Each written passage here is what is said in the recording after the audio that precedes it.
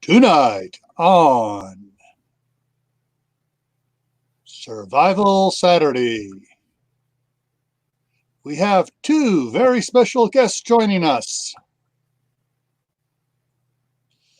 Amy Alton, A.R.N.P, aka Nurse Amy, and Joe Alton, MD, aka Dr. Bones. Authors of the Survival Medicine Handbook and Alton's Antibiotic and Infectious Diseases. And now, Survival Saturday.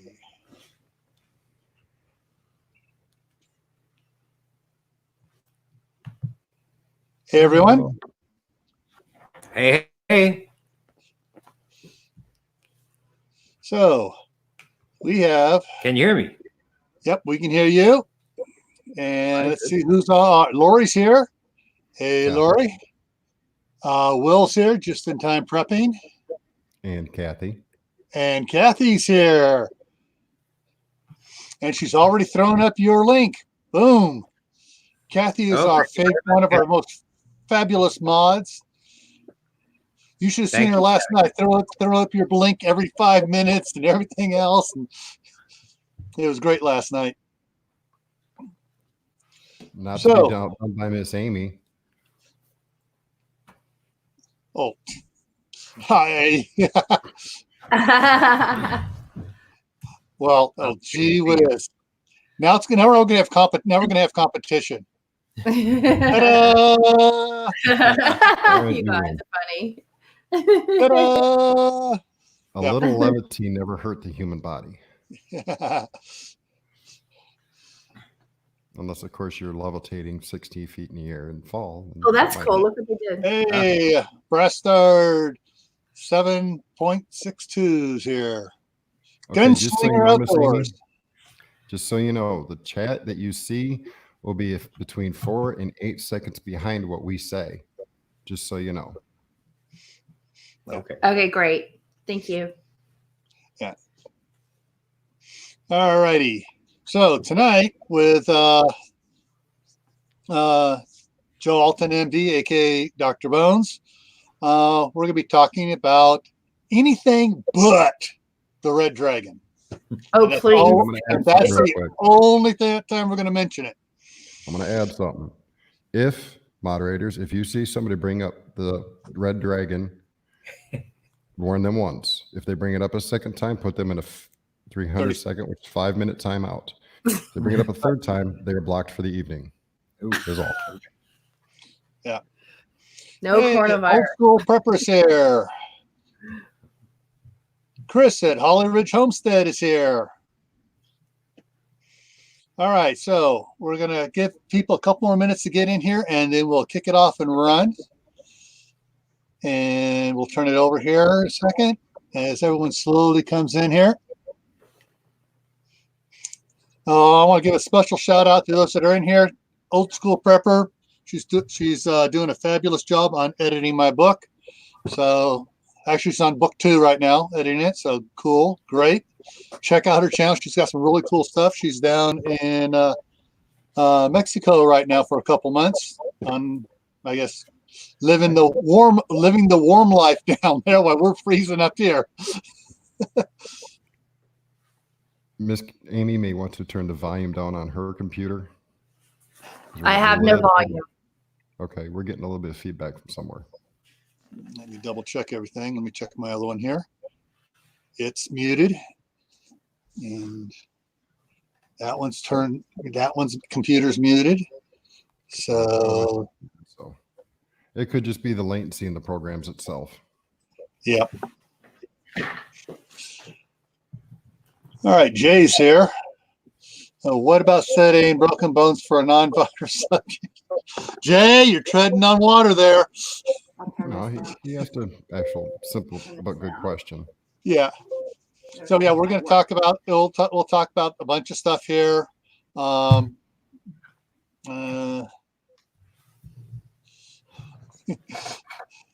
you're not up on here, so it can't be your volume affecting us. Alrighty, so I guess we got in here. We got 20 in here watching now. So, Doc, tell us about general survival prepare. What do we need to be doing? Should we be doing as preppers and homesteaders, in your opinion? Well, I think that the main thing that you have to realize is that if you are going to be a homesteader in a remote, austere setting, or if you're going to be in the midst of some kind of disaster that takes away the miracle of modern medicine, that you're going to have to be the end of the line, at least for a period of time, for pretty much everything that happens. So you probably should have a good idea as to what are the things that are most likely to confront you. And I actually have a list here of the top 10 things that one Doctor Without Borders actually saw, the actual number of patients and the severity of injuries that one Doctor Without Borders saw over a 3 or 4 month period that he spent over I think 2 years. He spent 3 or 4 months in this remote location. And so I'm going to go over those. And these are the things that you're going to have to expect to encounter in those situations. And one of them, of course, we'll do these in a type of order. Let's talk about trauma first. There are minor musculoskeletal issues, sprains and strains. There are, of course, injuries like abrasions and avulsions and things like that. There's cuts, lacerations, occasional fractures, and this person was in a sort of an area where there was some unrest, so actually listed knife and gunshot wounds, burn injuries. So these are the kinds of traumatic injuries that you're going to have materials to deal with. From an infection standpoint, you need to be able to deal with respiratory infections. Those are going to be the most common. Of course, most of them will be things like colds, maybe the influenza, things like that, bronchitis, and rarely you'll see pneumonia in some cases. In areas where the water is questionable, you're going to have to deal with diarrheal disease. Even the clearest mountain stream in the Smoky Mountains National Park or any of the parks, maybe the Grand Teton National Park, I mean, they've got things like Giardia and entamoeba and other things that can really get you pretty sick with diarrheal disease. So you have to be able to deal with that. There's of course, minor infections like UTIs and pink eye and things like that. You have to be ready for that.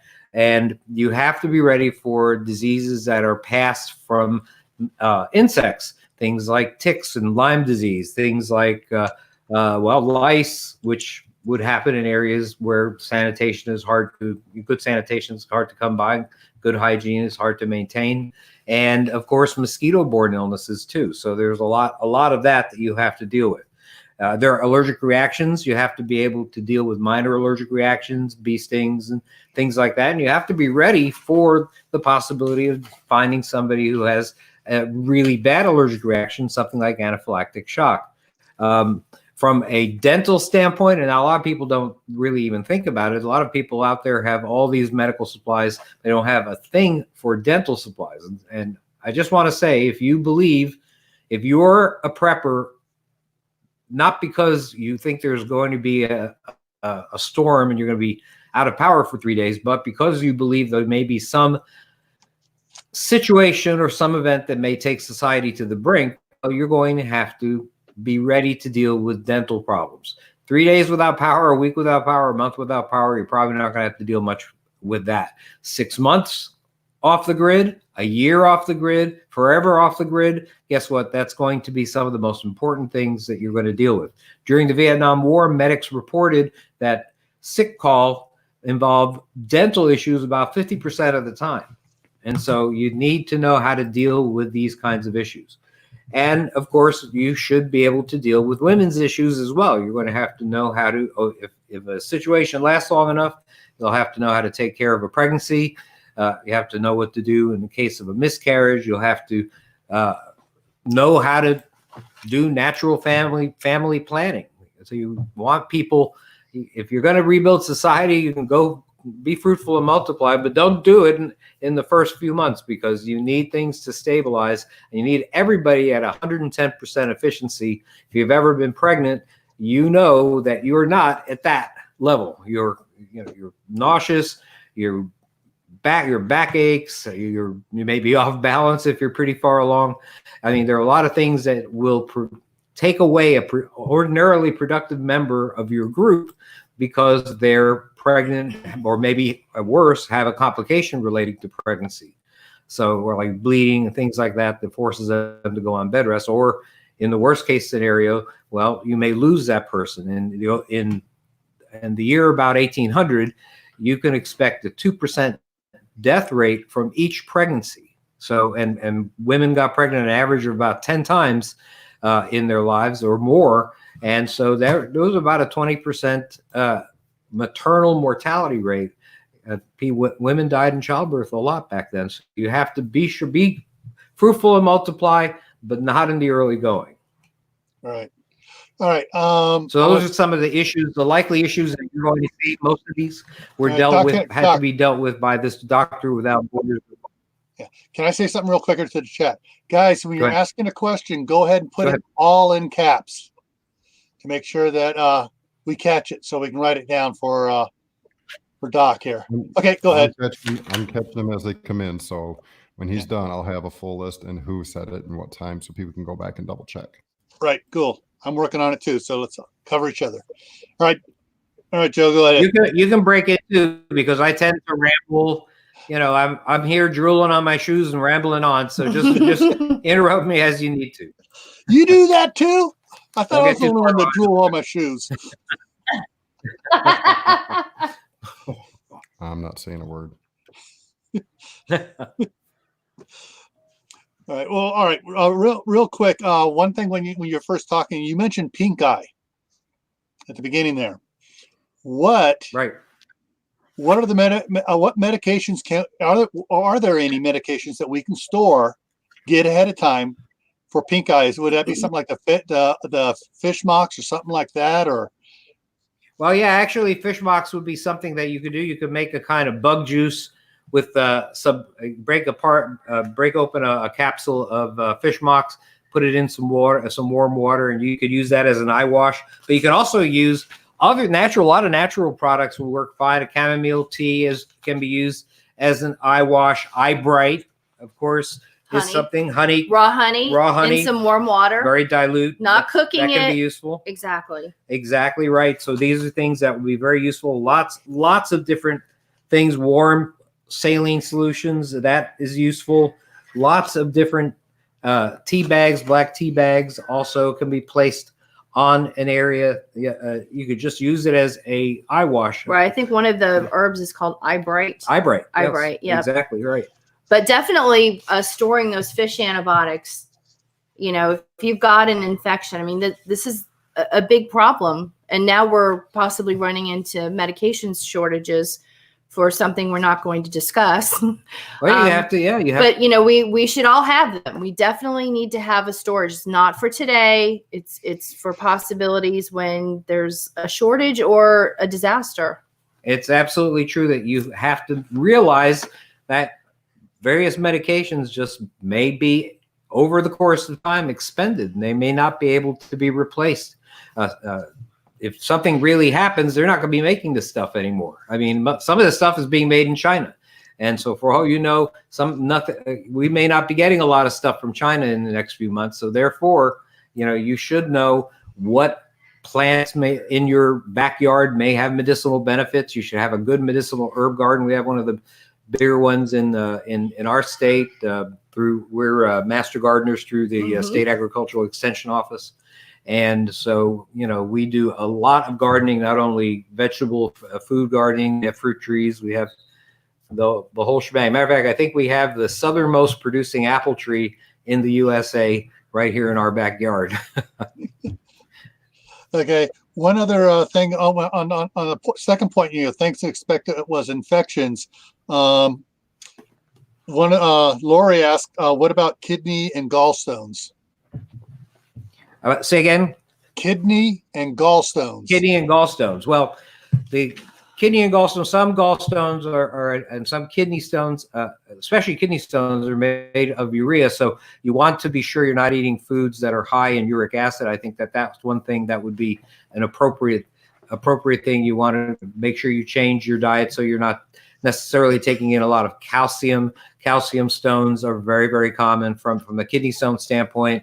A good diet also would help with gallstones, because gallstones a lot of them are made of cholesterol, essentially, and bile. And so this is something that a good diet would probably make a big difference.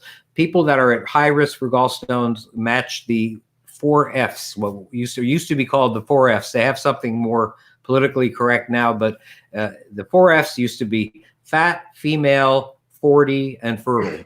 So if you've had kids, if you're a little overweight, if you're a woman and you're over 40, you are the prime candidate to get gallstones. They've changed that now to something else that isn't vaguely insulting to women. And I do apologize if anybody is insulted by the 4 Fs. You know, I've never seen medicine be very politically correct. No, yeah, that's sort of true. That's sort of true. Now, the other one little thing here, which I thought was an interesting question here, I got to scroll back to Dog Patch. I've got it if you need it. I got it here, yeah. Actually, I'm going to click on it here and bring it up here in front here. But he said he went through his Combat Lifesaver aid bag and ringers is way out of date. Is it an IV flash bulb available for me as a civilian?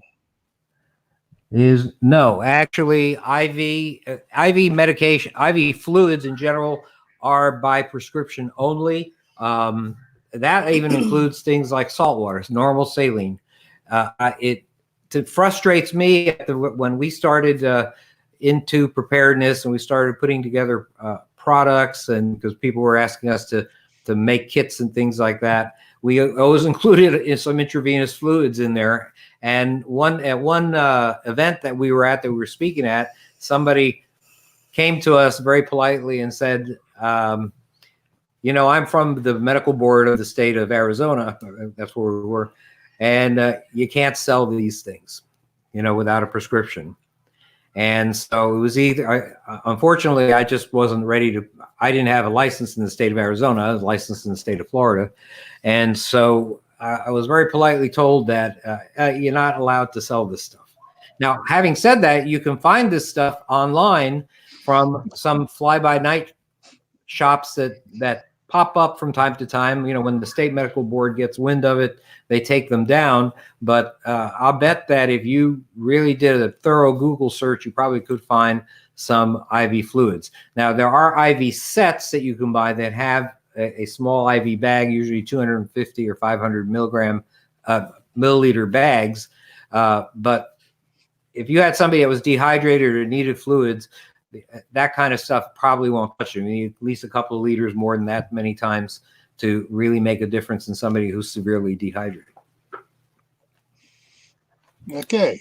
But look around. But look around. The tubing, you can buy the tubing you can buy, and That's you can even get a small bag. But in terms of getting a case of 1,000 liter, you know, of a liter, a case of liter bags of normal saline or Ringer's lactate, things like that, that is only done through prescription, unless you go through these sort of gray markets. Mm-hmm. All righty. One from Jay. One from Jay. I missed that one. What was the one from Jay? All right. Jay asked at 7:15. The big question is, how long will various meds last before they turn toxic or lose their potency? Aha. Well, I'm so glad that you asked that. I actually wrote an article, The Truth About Expiration Dates, was one of the first articles that I ever wrote. Was published by Survival Blog many, many years ago, more than a decade ago, as a matter of fact. And let's examine this. What do expiration dates mean? What is an expiration date? An expiration date is the last day that a pharmaceutical company will guarantee the 100% potency of their product. 100% potency of their product. Before 1979, expiration dates were not necessary or not not mandated. In 1979, the government changed that, and now everything has to have an expiration date. Well, that doesn't mean that the week after, the month after, that you're going to grow a horn in the middle of your forehead because you took some medicine that was expired. Now, how do I know this?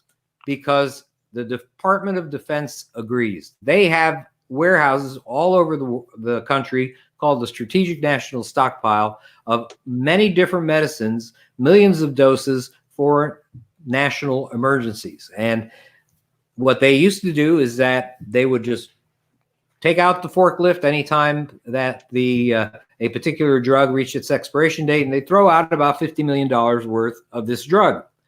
Well, even the government realized after a while that this might be sort of wasteful, and they wanted to see, are these medicines still good? So they tested over 120 medicines that are commonly used in peacetime emergencies, and they tested them to determine whether they were still 100% potent. And these were medicines that were expired somewhere between 2 and 12 years. Well, they found out that if the medicine was in pill or capsule form, it was most likely to be 100% potent, even from those dates. Now, each medicine was different. Of the 120 medicines, some of the medicines were 2 years, some of the medicines were 12 years. And honestly, I think that what happened is that some of the medicines they tested were only 2 years expired, and some of the other medicines were hidden somewhere. They didn't find them. They were 12 years expired. But that's actually what happened. And you can find this documented in the Journal of Pharmaceutical Sciences of July 2006, which is when the results of this came out. What they found out about liquid medicines, however, things like insulin and stuff like that, is essentially that they lost potency within a very short time after they expired. And so for that standpoint, things like the amoxicillin elixir you give to kids, insulin, things that are in liquid form lose potency faster than medicines that are in pill or capsule form. So if you're going to stockpile medicines in pill or capsule form and store them in dry, cool, dark conditions. So that's basically what you've got to do. There have been other studies that have been done. They actually found a drugstore that had walled up somehow one of its storage closets, and when that was opened up during some remodeling, they actually found medicines that were 28 to 40 years overdue.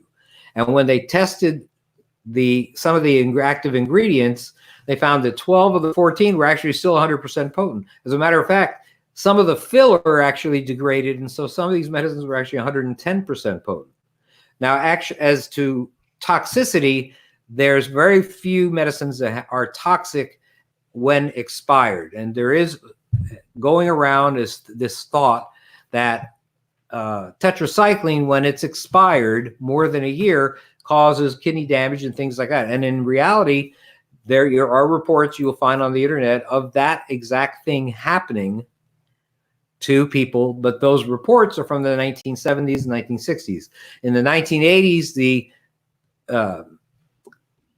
formulation for making tetracycline changed, and we removed one ingredient and added another, and there have not been many reports of this kind of kidney damage or anything like that since then. As a matter of fact, the U.S. government issued a emergency use authorization for doxycycline, which is a related drug and also in the tetracycline family, that you could use it for 5 years after its expiration date. This was only this is a special dispensation that was given by the government when the government realized that the military was actually out of doxycycline.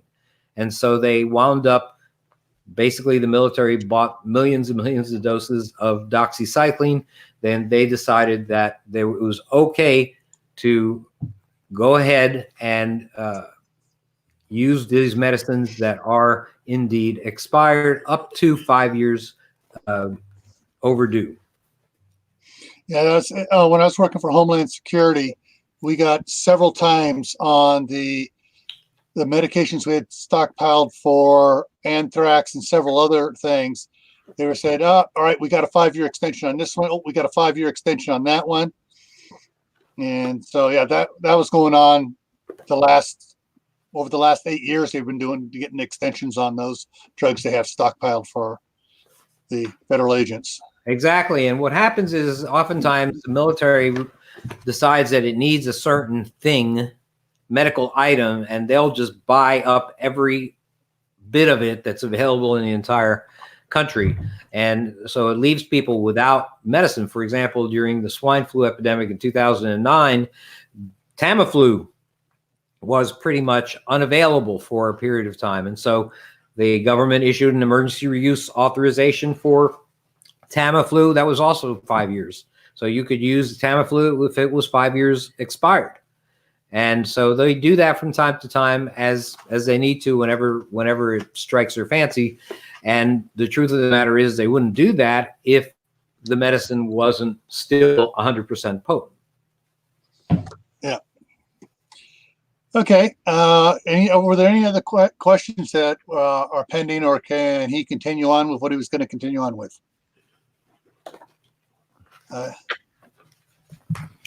I think that's a green light, Doc.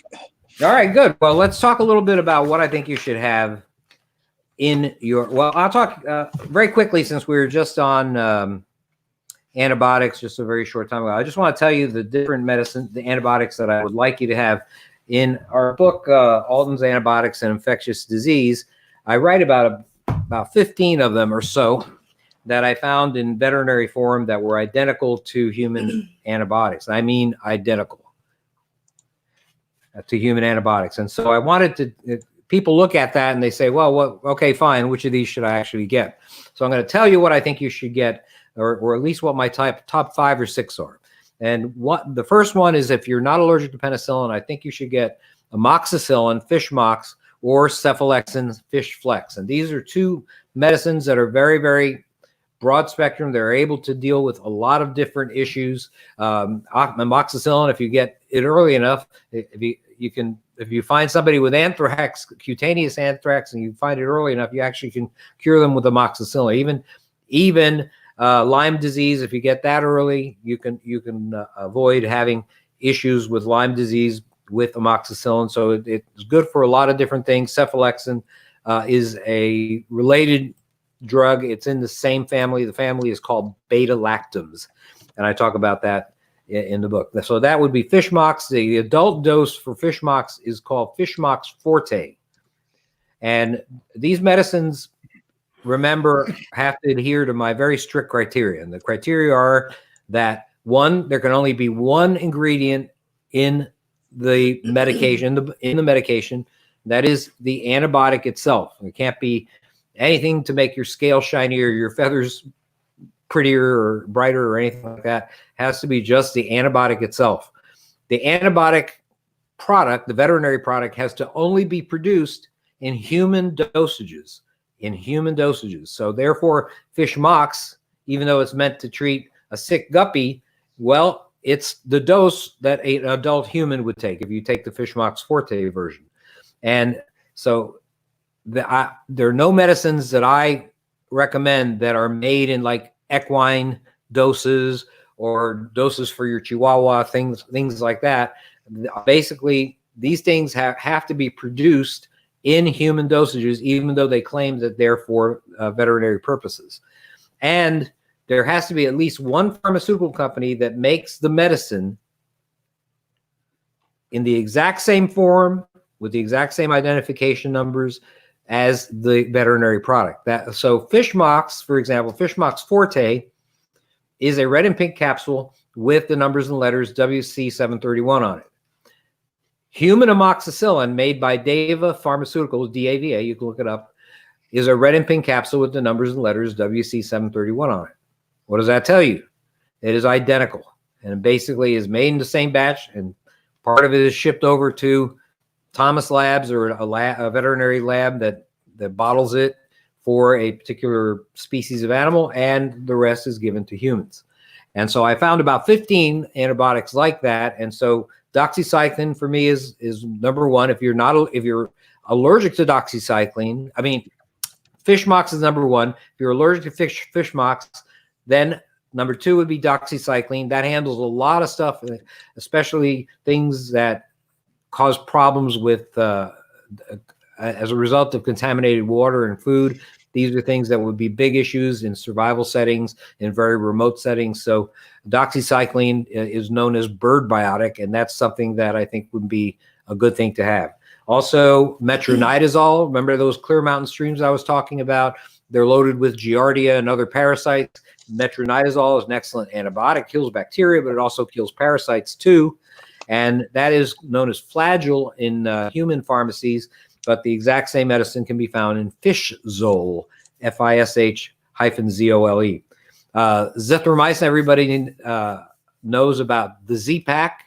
Probably a lot of you have taken the Z-Pak in your life. That is known as bird zithro, and that is an excellent medication to have for deals with everything from respiratory infections to wound infections, things like that. So you want to have some bird zithro, Z-Pak in your medicines. And maybe you want to have the sulfa drugs. Sulfa drugs are some of the first antibiotics ever made. There's something called fish sulfa forte. That would be a good medicine. It's a combination of two different sulfa drugs and excellent for urinary tract infections and a lot of other different infections. A sulfa powder used to be carried by World War II medics to pour into wounds to help prevent infection. So good medicine to have. And the last one would be clindamycin, fish sin, C-I-N. And this is known in commercial brand name. It would be Cleocin or Lincocin. And these are excellent. They can treat anything from acne to anthrax. And this can handle a lot of issues. Some of these medicines are acceptable in pregnancy. Some of these medicines are not. So I have all of this stuff listed in and the particular infections that they treat listed in our book, but also I have them listed absolutely for free in dozens of articles on our website at doomandbloom.net. So you don't have to buy our book to get this information. It just happens to be all in one place. Tell them that one article name. It's at the top there. Which right at the top. Which antibiotics to have. So which antibiotics to have. Yeah, so that should simple be article. That should be pretty simple there. So I think that's a good thing to have. So let's any questions so far? There's one question that I can answer from the side chat. Michelle, a Berkey water filter doesn't kill the parasite, but it filters it out, as does any other one that has a ceramic filter at 1 micron. It'll filter out the parasite. Well, right. actually, Yep. Yeah, a lot of even a mini Sawyer would deal with parasites. She was specifically asking about Berkey, though. Oh, out to Berkey, yeah. Yeah. Well, Berkey But is it doesn't kill anything. Is what he's trying to clarify is it's strictly a filter. right. Strictly a filtration. Yep. And there was another question back there. If I roll back up to it here. Where was it? Okay.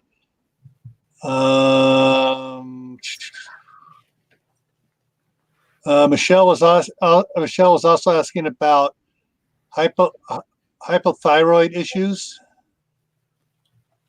Well, hypothyroid issues. A lot of people, obviously, that are hypothyroid are people who need replacement thyroid hormone. And now, thyroid hormone, of course, is a medicine that is a prescription medicine. There are all sorts of different doses for it, but there are different types of natural thyroid, that's desiccated thyroid made from pigs or cattle, that actually may have the effect of giving you some thyroid support, even if you have no thyroid at all. One brand, and I'm not recommending a particular brand, one brand over another. It's just an example. It's just an example. Would what be we something like this. Back that up. Just So a this tiny is. bit.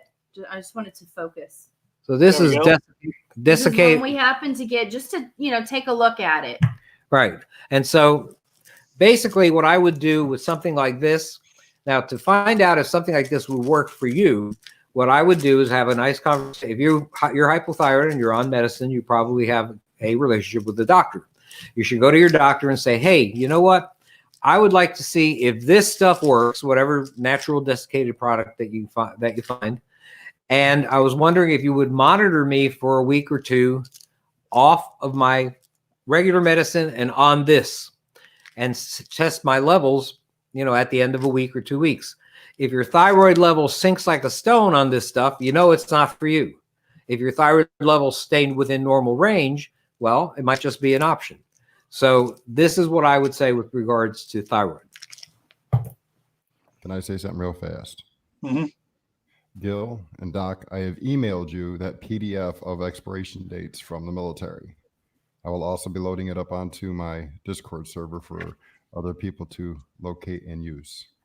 All right, great. So it's the one that I was mentioning from back 2006, I think. Mm-hmm. Okay, good. All right, great. Excellent.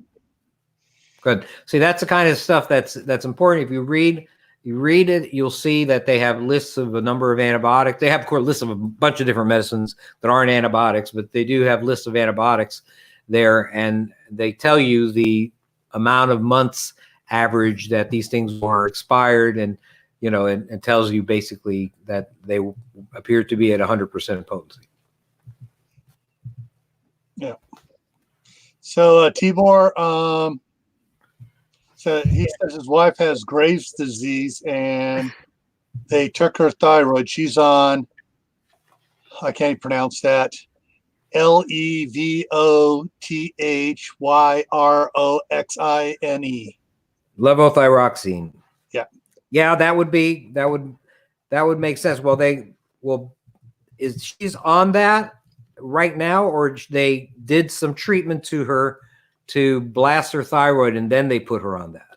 Probably what you're That's saying. probably what it is, because Graves' disease is a disease of an elevated amount of thyroid hormone in your body. You probably wouldn't add thyroid hormone to it unless they did something that what they call ablation of the thyroid, which basically knocks it out completely. When it does that, it usually does it for life, and you have to take this levothyroxine to just maintain a normal level. Is that what happened, Tibor? That's what it looks like. He's saying is they took her thyroid. Oh, okay, so they remove her thyroid. Yeah, thyroidectomy is not an uncommon operation for various different reasons, and they would have to give her. And one of them is to, obviously, if you take the thyroid out, you're not going to have a problem with an overactive thyroid. And so what they do is they give you just enough thyroid to make sure that you don't have any ill effects from thyroid, from low thyroid. Low thyroid ill effects your skin becomes rough. You physically look rougher, coarser, and I'm not trying to figure out a better way to say that, but you physically look coarser, your weight changes, you become unusually sensitive to cold, right? And so that's the person that's chronically hypothyroid, and to prevent that from happening, well, then they give you this levothyroxine after they've taken your thyroid out. Yeah. Yeah, okay, and there's several other people saying the same thing, that they are also on that medication as well. Right. This is one of the questions that I get most, and I really think it's worth a shot to try out some of this natural desiccated, either porcine or bovine desiccated thyroid. See, the thing is that you can't just go after the hits the fan and take the family cow and kill it for its thyroid and try and desiccate the thyroid and get desiccated thyroid. So you might as well give this a try. It's certainly better than nothing. It won't have and shouldn't have a particular ill effect, but it may have the effect of replacing your hormone, or at least partially replacing the hormone that you need. This one's bovine. That's just bovine. So you know. Okay. Yeah, this was the source.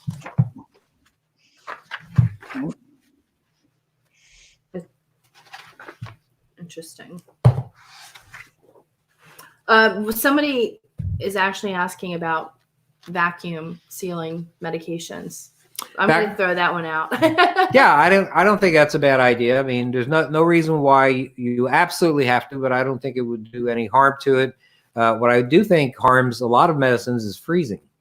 And I don't want you to, unless it says so on the bottle that you have to freeze a medicine, I don't want you to freeze it. Freezing things like insulin or other liquids, or even capsules, or even capsules can really affect the potency of the medication. Really can just with things like insulin would actually make it useless for you. Right. So, it can destroy medicine. Right. So you're not helping yourself. And really it's an extreme on the other side also. So what we look at for medication to extend shelf life is the same things we think about for food storage. Right. So we're worried about humidity. So you don't want to store your medications in the bathroom, which is a typical place because of the steam from your shower. Right. So the vacuum packing for me is more of trying to keep the humidity out of my capsules and my tablets, and less about just extending the shelf life because it's vacuum packed. It's keeping away heat, freezing, humidity, and also light. You know, it's the same principles of why we store food in these buckets with, you know, vacuum packing. Right. Makes a lot of sense. All right. Got another question relating to the thyroid. I put it up on the screen there. If you have hypothyroidism, what happens if you run out of medicine? Basically, over time, that you're basically going to probably gain weight. Your skin is going to get dry and coarse. You're going to wind up becoming very sensitive to cold. I mean, the things I had just mentioned is pretty much it. And I have, if you go to my website and look up hypothyroidism or thyroid in the search engine, you'll see a picture of, I think I have an article there with a picture of a priest who you have a before and you have an after. And when I say that you look more coarse, you'll see what I mean when you see that. Here I've got there's actually 40 different things that can possibly happen. I see them here listed. Then things that can happen is that you can get changes in your voice. You can develop a slow heartbeat. You can get carpal tunnel syndrome. You can get very heavy periods. You can get a lot of constipation. Basically, your metabolic rate drops, and that's the basis for your weight gain. And what else does it say? Sensitivity to cold, like I said that. Some people get depressed, but usually I think they're getting depressed not because of some innate thing with the thyroid, just because they see that they are physically degrading. This was one thing that we looked at when I thought I was having some thyroid problems, was the slow heartbeat. Yes. It was very unusual. You know, I'm someone who runs in the 80s and suddenly my heartbeat's in the 50s. That was kind of scary. So a slow heartbeat is a sign of low thyroid. All right, there's the article on the thyroid. Do you see a picture of a man there? No, I'm just saying. Kathy just threw up the link to it in the chat there, so they can all go directly to it. Thank you. Kathy's browsing your website, and you mentioned something. She's throwing the links up to it. I love it. you. I was wondering who's doing it. I'm seeing notes being put up as he speaks. It's wonderful. You know that we've put. I've actually taken some old articles out of the website, and I'm still at 1168. That's incredible. So it's 10 years worth of work and trying to put it all into some plain English way to think about what happens if modern medicine isn't around. That's the whole basis of everything we do. Hey, Tibor was asking a question here. Why do you think there are so many thyroid cases nowadays? Maybe it's just diagnosing.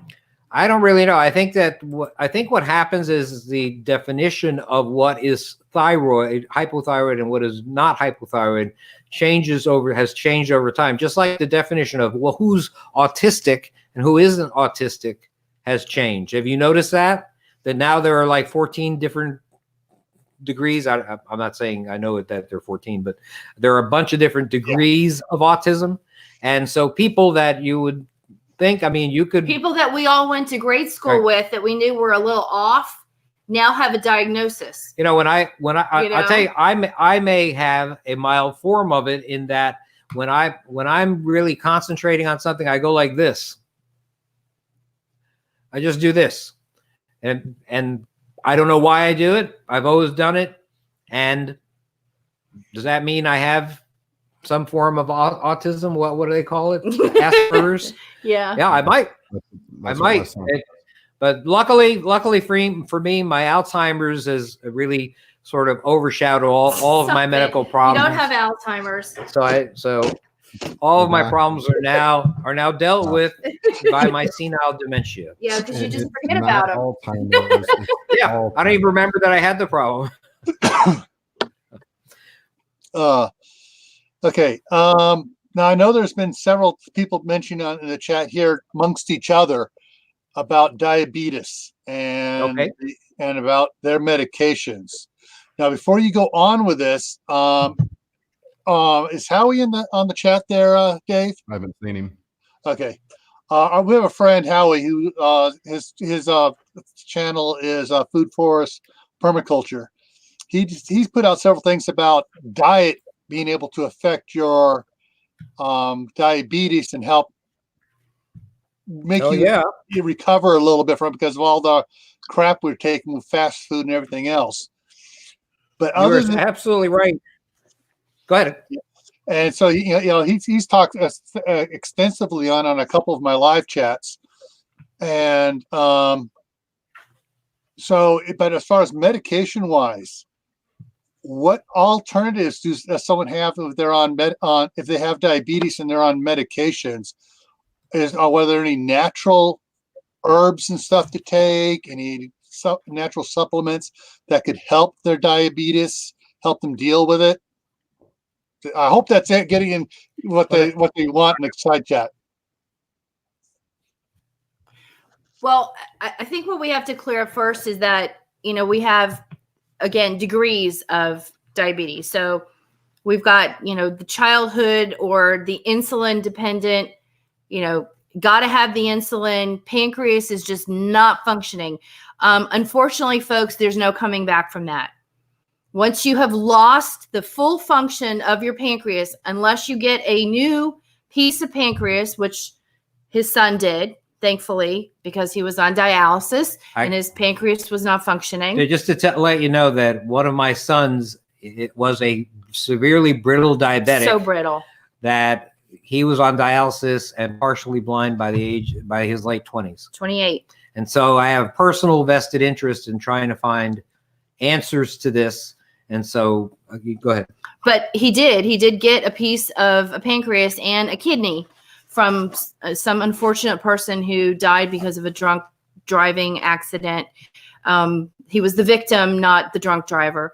But so as far as diet goes, there are, again, degrees. But once your pancreas is not functioning, I'm sorry, I don't care what anyone says, that organ's not coming back. Those cells are just not going to, zombie-like come back to life because of some diet change. However, the person who is maybe still functioning but does need some insulin, definitely from that point until, they've just become diabetic, absolutely can be helped by diet changes, by exercises, by stimulating your immune system, building it back up, making yourself as healthy as possible. So absolutely. It's just when you get to that point where it's just not working, I don't care what anyone says, you can't come back from that. But before you get there is when you need to make the changes. It's like the person who's been smoking for a week has a better chance of coming back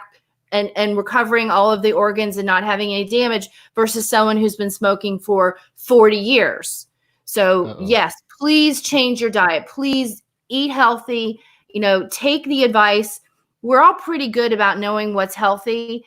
Shop the outside of your grocery store, take this guy's advice, a better diet. What do you mean by shop the outside of your grocery store? Shop the outside of your grocery store. Well, they always put the natural stuff around the outside of the grocery store because they want you to go through the whole grocery store. So you're talking about fruits, vegetables, your Meats. your non-antibiotic, naturally raised meats, your eggs that are raised as healthy as possible, the chickens, and you shop the outside of the grocery store, not the inside. That's where all the processed food is. It's where the cookies are and the breads and all that other So stuff. anybody can give you good diet advice about healthy eating, listen to them. It's So good for all kinds of and I can problems. tell, I'll tell you Throw this up here real quick.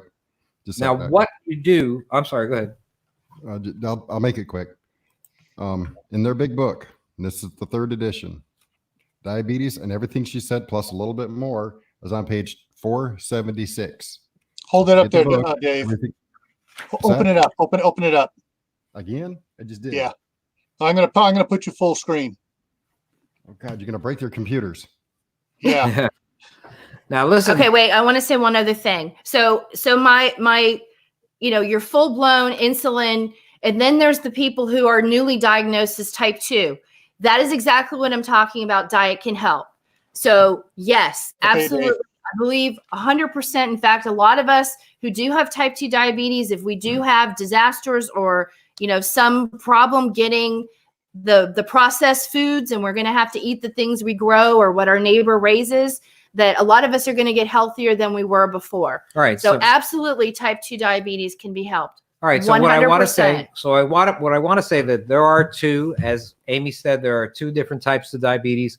There's type 2 diabetes, and type 2 diabetes, honestly, if with more physical exertion, with good diet, you can actually lose weight just simply because you aren't eating as much, and your diet has changed and become much better. Yep. So that's something that's very, very important. People have to realize that if you can control your diet, then you can control your type 2 diabetes. As a matter of fact, I think that if what hits the fan, what's going to happen is that these overweight 40 something type 2 diabetics are going to wind up having dietary restriction and more physical exertion. And guess what? Their type 2 diabetes is probably not going to get worse. It might even get better.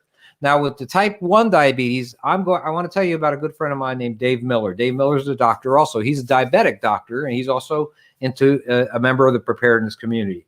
And he and I actually wrote articles about the same time saying about the same thing. With type 1 diabetes, you got a child, or you have somebody in your family who's a type 1 diabetic, has to take insulin. Look, this is going to be one of the hard realities of being a medic in these kinds of times. You're going to have to start rationing out that insulin.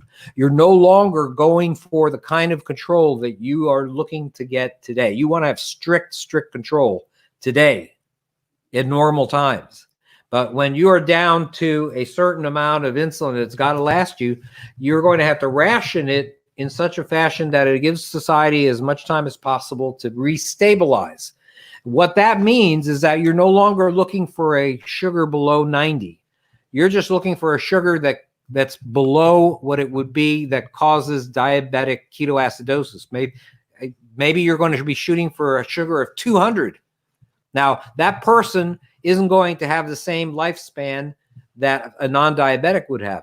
But it'll give them time, however, for society to restabilize, depending on what kind of disaster it was, and it's possible that they may start making insulin again. So you want to keep that person alive as long as possible.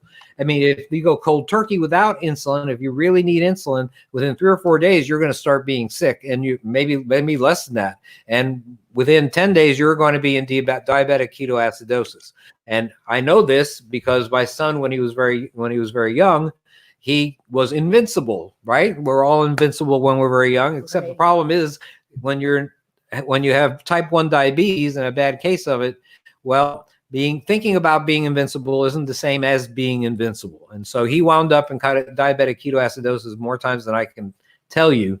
And he was about at 350 or 400. He was so bad that whenever he had it was way higher than that. when he had a normal sugar, he actually felt sick. He felt hypoglycemic when he had a normal sugar because he was so used to being high.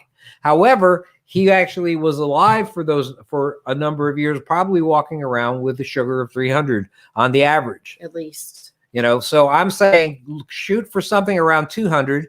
And this is not just coming from me, it's also coming from my good friend Dave Miller, who is a doctor who is diabetic himself and has written for some of the same magazines I write for, American Survival Guide, Survivor's Edge, those kind of magazines. Yeah. Okay, I'm going to throw I threw Howie's link in the chat there, people. So, and this is his That's not his link you just put up. Food forest permaculture. yeah, Howie. Food for yeah, it's that's Howie's channel. Food forest permaculture. He's, you know, guys, if you haven't checked him out and you're diabetic, check him out. He talks about it. He's got some great stuff on it. He goes on his own lives. You can question him on it. He'll be more than happy to list exactly all the foods that help straighten out you out and for your diabetics and stuff. So we have a good friend named Jack Spirko who's big into permaculture, and he's done like a daily podcast every day for the last 10 years. At least 10 like years. On episode number 3000 or something like that. And he's big into permaculture and paleo and all that stuff.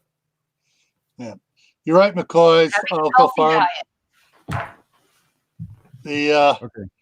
The biggest evil sugar is the corn syrup, and it's actually the high fructose corn syrup. Aha! Ugh. I am so glad you mentioned that, because I personally, I want to tell you my crackpot conspiracy theory. Yours or mine? Mine. No, it's fine. Well, she thinks that high fructose corn syrup is the devil. It's the, and it's I agree. The Satan of foods. That's it. But I think that it has something to do with the epidemic of autism that we have in this country, because corn syrup, high fructose corn syrup, was introduced into foods around the year 1983. And that's when we started having the diagnosis of autism go up, up, up, up, up like this on the graph. And so I think that, also diabetes and cardiovascular disease took that same curve at that same time, going straight up. so conspiracy theory, I don't have anything other than my own observations. All of our problems. Total lunatic here. Absolutely nuts. No. I got a place on my Discord server. I do not. The thing I'm saying here. I do not think you'll get any argument from anybody in this on this live stream right now. I think they'd all agree with you. Monsanto is the most evil company ever made in the world. Anywhere. They're horrible. If he wasn't alive, she writes to them. and I have seriously. And if something happens to him, Monsanto, I'm warning you. I'm coming after you, because he's not there to stop me. All right. Jay mentions, so you don't blame vaccines for autism uptick in the past few decades? No, because vaccines have been around. The thing about vaccines is that they were around well before the autism curve went up. The autism curve went up in '83, and most of these vaccines were. I mean, heck, I have a smallpox vaccination scar. Right. So from the 1950s. So mine was from the 1960s. And measles vaccine, for example, is from the 1960s. So why would it take 15 years for the measles vaccine to magically cause autism? They don't diagnose autism in toddlers now. So the timing, I can understand how people can feel that way, but the timing is just off. All right. Well, here's another theory for you. I'm going to go off into the deep rabbit hole and say, could there be a connection between the high fructose corn syrup affecting the vaccines? I don't know how it's doing it, so I can't say I can't All right. say That just popped in my head.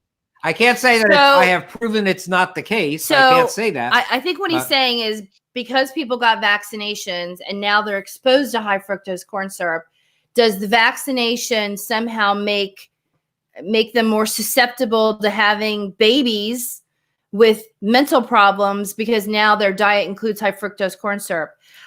I don't know. I'd love to convince some professor. I don't know. I'd love to convince some professor at a university to do a study on that. Yeah. So, but I don't know who would possibly be the population to compare it to, because who hasn't had food with high fructose corn syrup? That's the issue. So we've all gotten back. Most of us have had vaccinations. Almost all of us have eaten foods with high fructose corn syrup. Our parents didn't know. In the 80s, they just bought food. They thought they were buying the same bread they bought 5 years ago, and suddenly the bread's got high fructose corn syrup. They didn't read the labels. There wasn't an announcement, with a big sign at the grocery store that says now high fructose corn syrup. Right.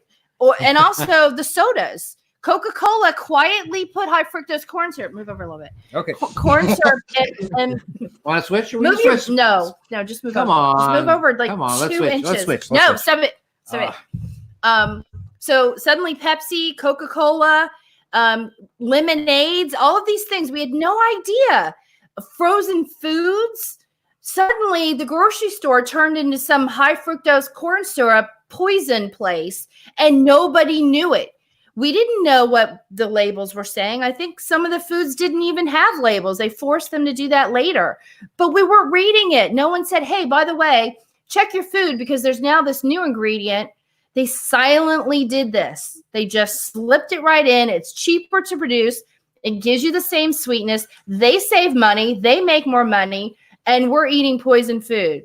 But what I'm saying is that in comparing populations with vaccinated women who have been eating high fructose corn syrup, in order to do that study, you'd have to have a population of women who were vaccinated who have never had high fructose corn syrup. And I would say there's probably, unless you're a parent now who's aware and you raised your children without it, to my knowledge, I never gave my children high fructose corn syrup. I made their baby food. They never, ever had fast food, and they don't like it now. So I knew this back in 1988. I was monitoring their food intake and became more aware of the high fructose corn syrup. They just never had it. I didn't have soda in my house. They just didn't have it. But you'd have to find a very small population of people who didn't have those two factors to have your study. And I don't think you would find enough people for the two groups to be able to really compare it. But isn't it interesting? It is an interesting theory. I'd love to see a study done. It is a very interesting theory. But who knows? I don't think anybody would ever do it, honestly. Yeah. Common Sense of Elizabeth says, I've been following autism science for the last 18 years. They've isolated a protein in a woman's body, and that protein is linked to autism, but they don't know what causes the protein yet. Is it genetic? Is it in the genetic part of the body, or is it just something that's floating around in her blood, in the mother's blood? I'm not. Let's see. Give Common Sense of Elizabeth give her a minute. Give her a second to answer that, because it could be, if that was the case, it could be related to the Y chromosome, the X. It could be sex chromosome linked, because most of the people with autism are boys, right? Yes, there's a much higher risk of statistics. Male infants most to develop most autistic children are boys. Yeah, so it's interesting. Could it be a genetic thing? We just don't know. They don't know. I know my son. My son that's 23 has Asperger's.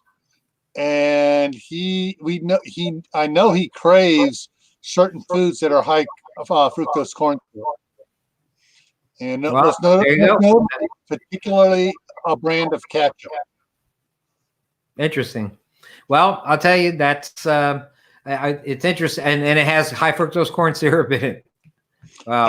And he loves the maple syrups that have high fructose corn syrup in it. Well, I mean, Well, okay, That's right. what Yes, I if think. you buy it off the store shelf, it's going to have high fructose corn syrup. But if you could get maple syrup without it. Oh yeah, know, we do have some of that, but he just doesn't like that.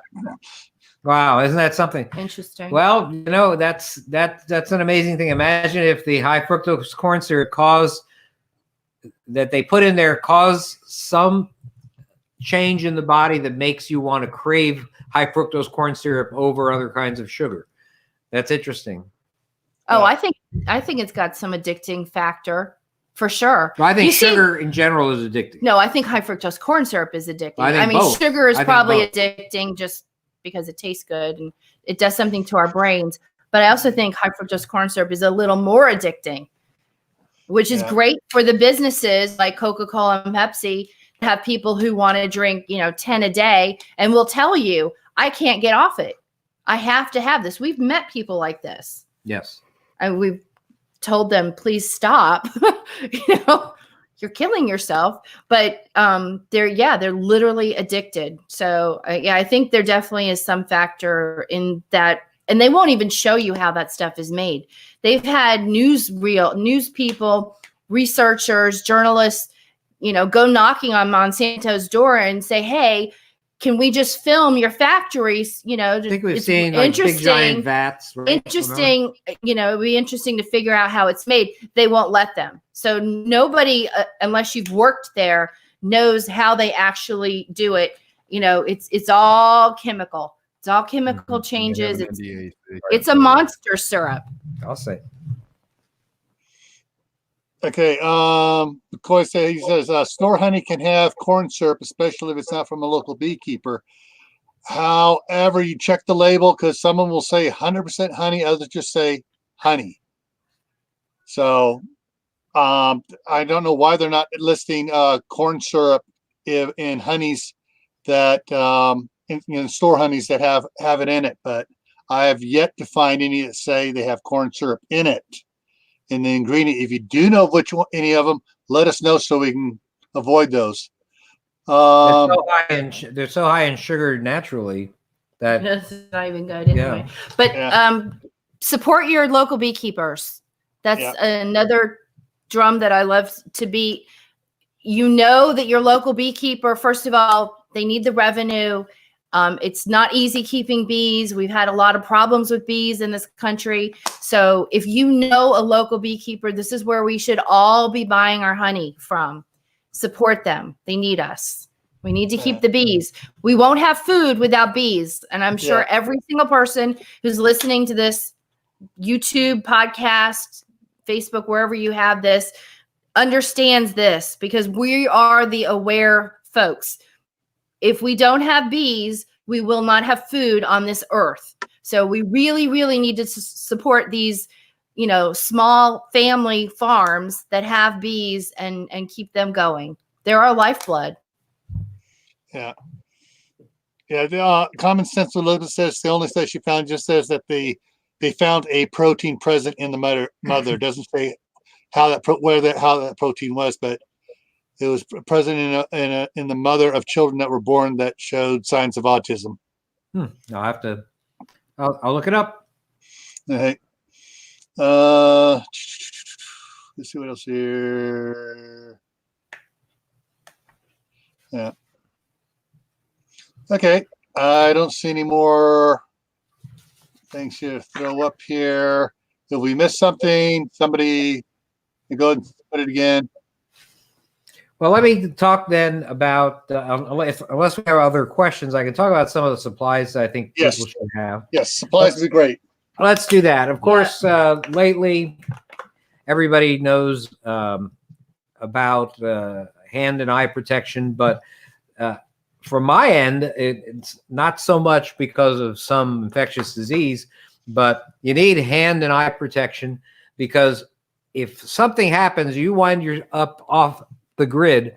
Well, I can tell you that it's been a while since I've chopped wood for fuel. I don't know about you, but it's been a good long time since I've done that. And there are a bunch of other things that people will be doing that activities of daily survival that they're just not used to doing. So you need to have a good set of work gloves to protect your hands. You need to have goggles to protect your eyes. You can be chopping wood. You can have a little splinter of wood go right into your eyeball. I mean, these things do happen. And so these are some of the things that you've got to think about, that you should have hand and eye protection. You should have a good set of boots, broken in boots that, you know, have solid Vibram soles or some other kind of really solid sole. These are really important. You're going to probably be walking a lot more than you did before. You'd be maybe traveling miles and miles a day to get to your retreat. Maybe, you know, I think early on the roads are going to be blocked. So you better have a pair of shoes that you know are not going to wind up giving you blisters. So you have to make sure that you test wear all of your boots that you think that you're going to use in any kind of apocalyptic setting, and make sure that they're the kind that you could be walking in for long distances. Let's see. I think another thing that is important, a lot of people don't realize the importance of, is the EMT shears. I think EMT shears are very, very important. I happen to like the metal kind. They call them bandage scissors in medical speak, but essentially they're the same thing. They're shaped in such a fashion so that you can't cut the skin of the victim as you are exposing the wounds by cutting through their clothes. And so you got to have some bandage scissors or some EMT shears. That's another basic that everybody's got to have. Very handy dandy to always have that. You need to have antiseptics. Antiseptics are super important for a lot of different reasons.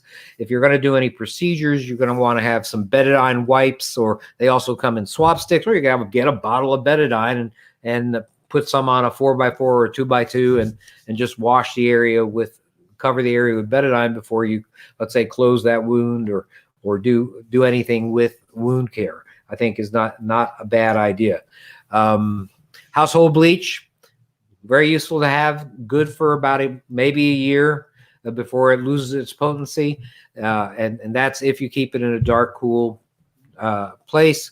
I think that that's going to be very helpful to help disinfect water. Boiling, of course, is very useful, but then again, that depends on how much wood you have laying around, because it takes a certain amount of kilograms of wood to boil a liter of water. And so you have to realize that that's something that, you know, it'd be great if you could always boil your water, but there's a time factor. There's the fact that there may be smoke that may give away your position. So there are things that you have to think about with regards to how you're going to disinfect your water. But disinfecting your water is of maximum importance, and people don't consider it to be a medical thing, but it is a medical thing, because you're going to have, I think, the majority of people that are going to die in the early going are going to be dying because of contaminated food and water. You know, once they've gone through whatever their supplies are, they're going to be eating all sorts of crazy stuff that you wouldn't even consider edible. And, you know, there are going to be people that are going to be poisoned. There are people going to be develop bad infections as a result of not having properly cleaned food, properly prepared food, properly disinfected water. So you've got to have your bleach solution. Boiling water is good too. The tincture of iodine, 2% tincture of iodine, about 16 drops per liter is probably a good amount for that. About 8 drops, I think, of household bleach to a liter or a gallon of water. A gallon of water, I think, actually, that would be fine. But if the water is murky, you always have to double these figures with regards to iodine and chlorine. Hey, Doc. Yes. What about this stuff? Mertholate. I'm looking. Oh, merthiolate. Is that has iodine in it, doesn't it? I do believe that's what it is. Yes. It was kind of blurry there, Dave. You got to look at the ingredients. I couldn't read it. It says benzolicum, or benzalkonium chloride, 0.13%. Oh, that's just BZK. That's BZK. That is actually, that doesn't have iodine in it. So it's an antiseptic you would put on wounds, but you wouldn't use it to disinfect your water. So that's BZ. So that's BZK. And we actually have BZK even in our personal protection gear kits, and every single one of our kits, I think, has just about has BZK in it. I don't think I make a kit without it. Right. It even is thought to have some. This is not proven, but it is thought to have some antiviral effect. It's thought to be helpful even in to clean skin that may have been exposed to rabies, saliva, things like that. Not broken skin, but just skin that was exposed to saliva. So benzalkonium chloride is very useful. You definitely should have it. We have it in the form of wipes as opposed to a bottle. But just so you know, I do have iodine too. And okay, well, there you go. Awesome. All right, well, good. All right, so there's your item. He's our demonstrator. Yeah, okay, good. He's been holding up the shear. I appreciate it. Thanks, Dave. I appreciate it. Dave's on. Also, you know that UV ultraviolet sterilization is a thing too. We have one of those too. If he's holding up. Good. If the little surgical kit. The canvas with the snap. Yes, exactly. Yeah, we have that same one. So, with regards to sunlight, believe it or not, if you're in an area, if you live in Arizona and you have a lot of direct sunlight, or any place that has a lot of direct sunlight, anywhere but Seattle, I guess, what you need to do is always have an empty 2-liter bottle, just an empty, clear 2-liter bottle. Fill it with water, about 90%. Give it a good shaking. Leave it out in direct sunlight for 8 hours. And if it's not, as long as the water didn't start off murky, then it actually does a pretty good job of disinfecting the water as well. So murky water, of course, you need a filter. There are lots of different filters that are very good. Life Straws are good. Mini Sawyer is good. The Berkey, if you want a bigger one and you're staying in place, the Berkey filters are excellent. So these are good things to have as part of your supplies, and they are indeed medical supplies. And guess what? Soap is a medical supply too, because it's going to prevent infection, and it's going to, and if it prevents you from giving an infection to someone else, that may save a life. You never know. So soap and water, and our big kits actually come with a bar of soap in them as well, because we feel so strongly about it. Of course, you need to have adhesive bandages, lots of different sizes. You want to have some moleskin or second skin. There are a lot of different products that approximate moleskin these days. So for blisters, because there's going to be a lot of issues with that, because regardless of what I say, people aren't going to be wearing properly fitted boots, in times of trouble. You want to have tweezers to get out the splinters. You might want to have a styptic pencil. Anybody know what that is? A styptic pencil? Sounds right. A styptic pencil. Yeah, there you go. There you go. Right. Yeah, Awesome. you're exactly right. And a styptic pencil, in the old days, we used to use it when we cut ourselves shaving. We used to just wet it and dab it to the little bleeding area, and it would stop. And it's good for a little minor bleeding, maybe from abrasions, things like that. So you might consider that. You need to have some eye wash, probably a good idea, because a lot of people may get something in their eye and need to help wash it out, or may have some kind of issue with some injury. So some eye wash is not a bad idea. You want to have packing for nosebleeds, by the way. Some of these, let me go more into trauma stuff, I guess, right now. There are certain kinds of bandages that are called hemostatic bandages, and everybody has probably known about them. There are different brands. There's Celox, there's Chito-Sam, there's Quick Clot as well. These things are really good with regards to stop bleeding, even arterial bleeding. It's pretty amazing. And I think that you still can find it in YouTube. You can find a demonstration of Quick Clot or a demonstration of Celox in this, and it's really pretty gross. I mean, it's not something that you'll see unless you actually are given the go ahead and watch these demonstrations. But basically what they do is they take a pig and they take a scalpel and they cut its femoral artery in half, and it is bleeding like a stuck pig. And sure enough, like a stuck pig. And what they do in this video is you're looking at it bleed, and basically what they're doing is they're watching it for 90 seconds. Just like that.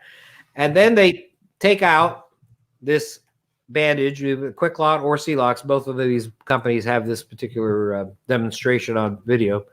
And they just push it in there and they apply pressure for a good 3 minutes, and it stops the bleeding from the femoral artery. Pretty large artery, if you ask me. And we actually spoke at a show in Hampton, Virginia once, and we had a Navy man that was one of the purchasers for the government. That's how we knew that, they had bought all the doxycycline.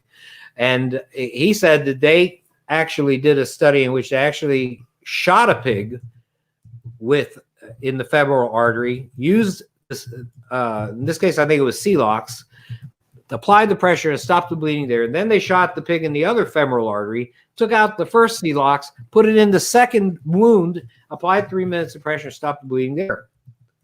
So I think it's pretty amazing thing to have. I'll tell you one thing, it's expensive as hell. But it is something that would indeed save a life. So you have to realize that, this is something that, this is something I'd save up for to get some of these in my kit, in my medical supplies. I think that's very important. Of course, you want to have tourniquets. Where are tourniquets? I can't find them. Okay. They're all at the office. Well, that's not very prepared. They're all at the office. They have it.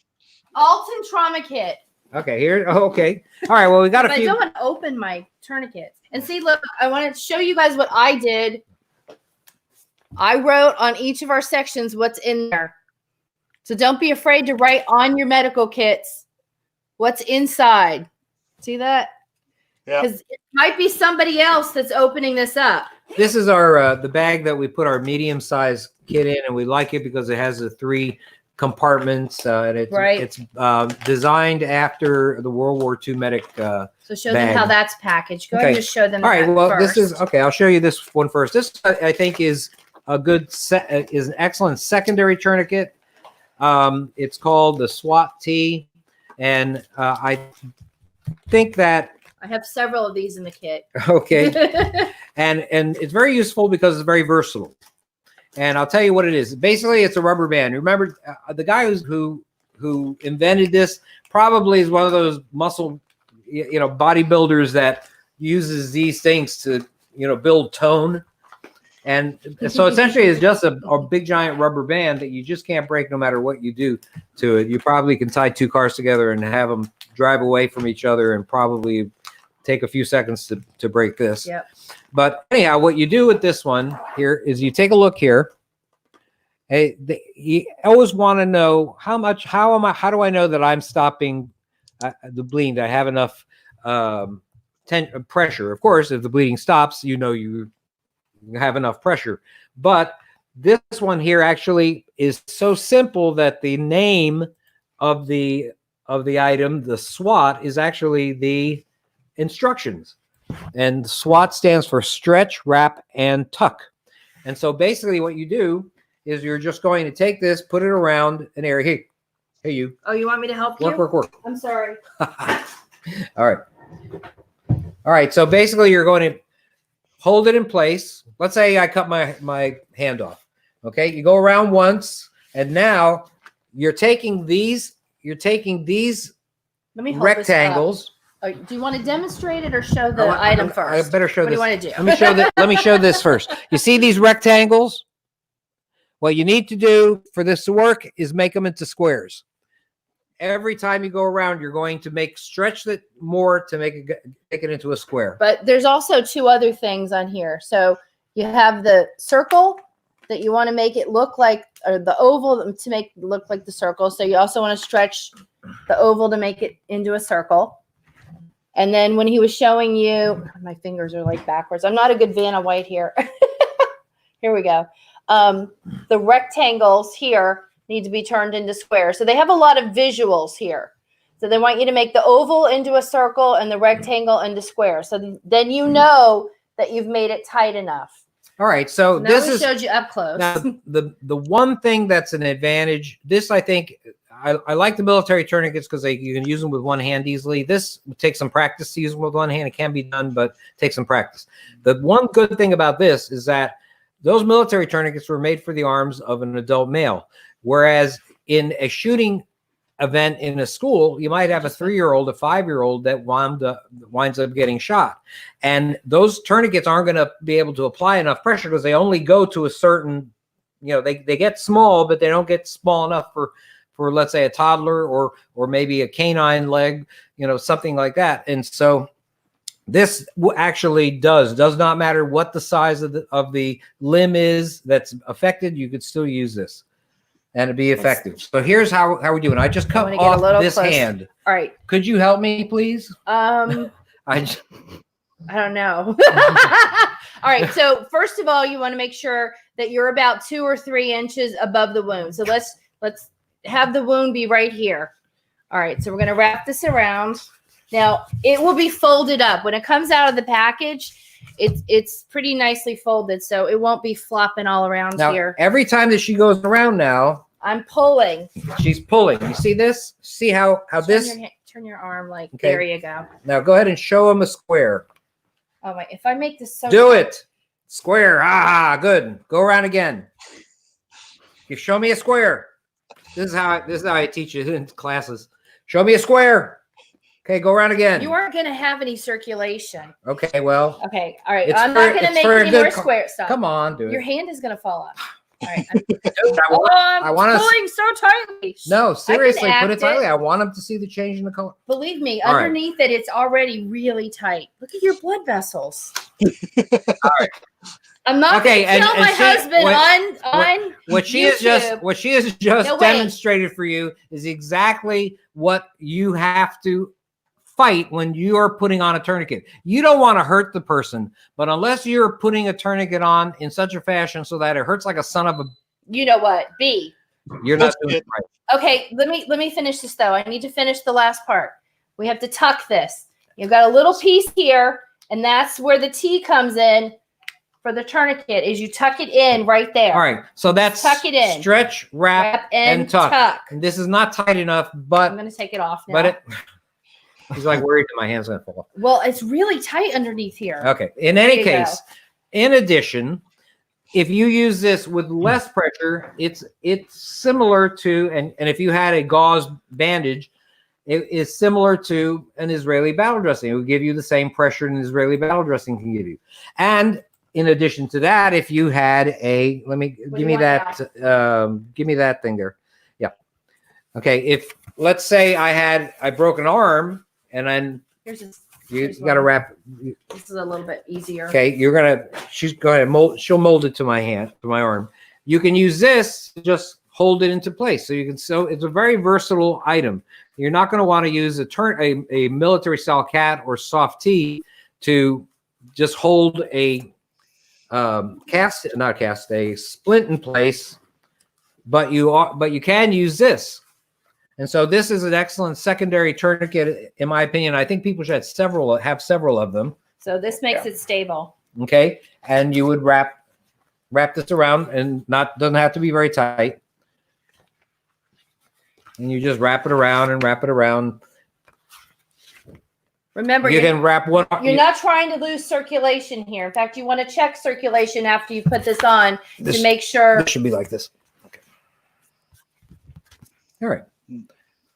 And then I can just tuck it here. Just like that.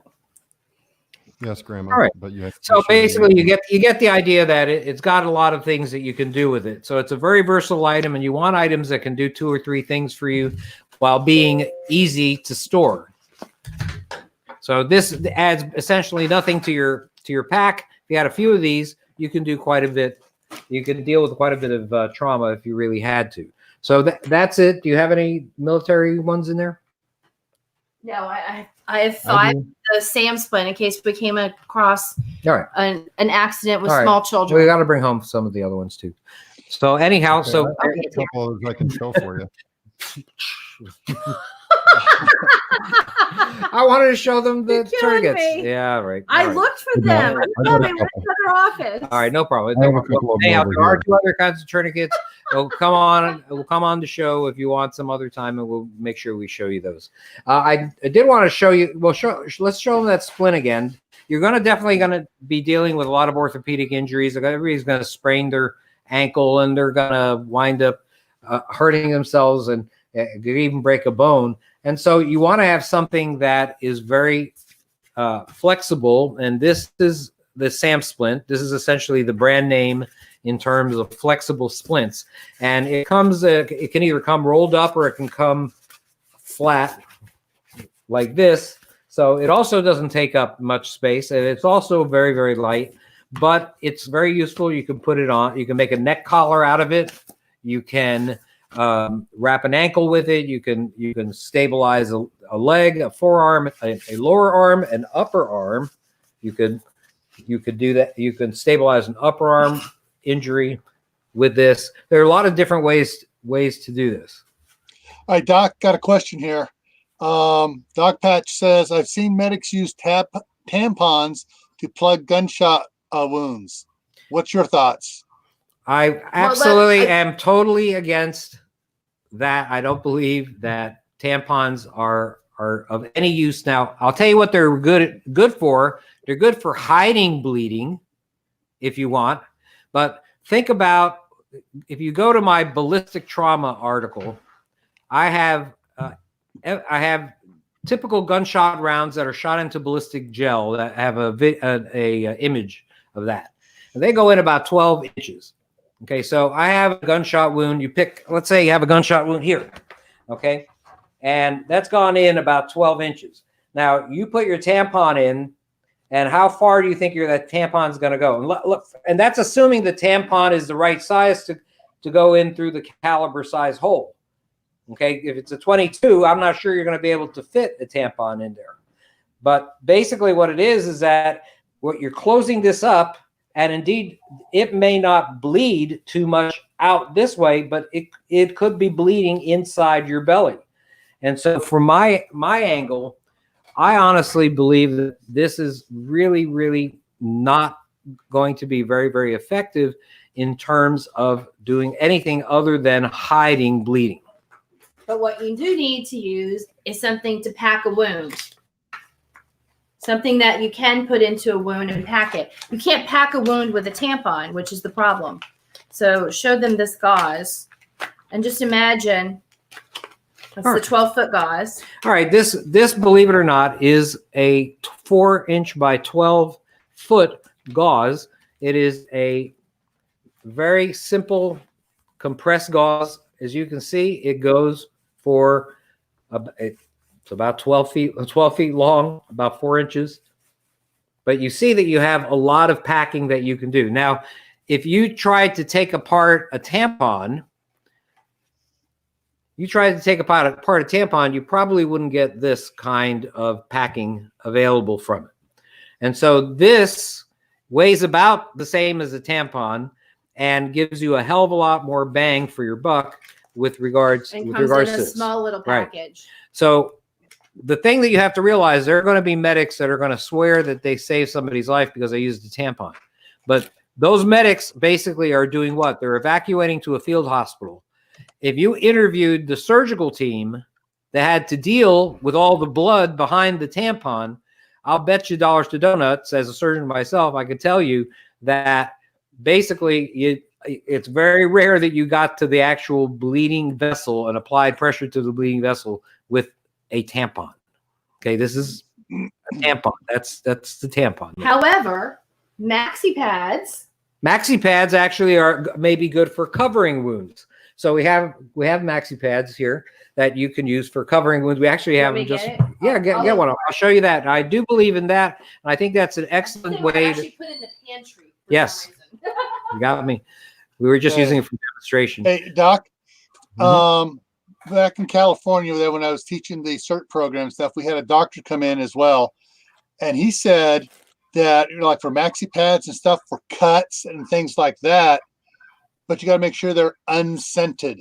Yes, I was about to say that they have to be unscented. These are level 5 heavy overnight. They come in different sizes, and I would look for the thicker ones. The thicker ones will have the higher numbers. On the side, I think it's 1 to 5. There's the table. There's the table. They have a table for how the sizing is, and you see that 5 is the thickest. biggest, So right. this is the biggest. Let me show you what one of these looks like. Now, what you have to do is you have to take a lot of this stuff is sort of adhesive. You got to take the adhesive stuff off, and basically, or you could possibly use it with. But if I have a dressing here, let's say I have a big hole here, and I packed it with the wet, moist gauze, I can cover it with this. Go ahead, do it. Well, let's open it up first. There's Okay. another. Oh. Let's get the wings off. All right. A little. I'm not an expert. But actually, because it has adhesive on the outside, it might actually Yeah. be a little There you go. sticky. Actually, You see that? And I use the adheres to itself. adhesive on the outside to form a pretty good covering. You can't pack a wound with it, but you can certainly cover your packing with it.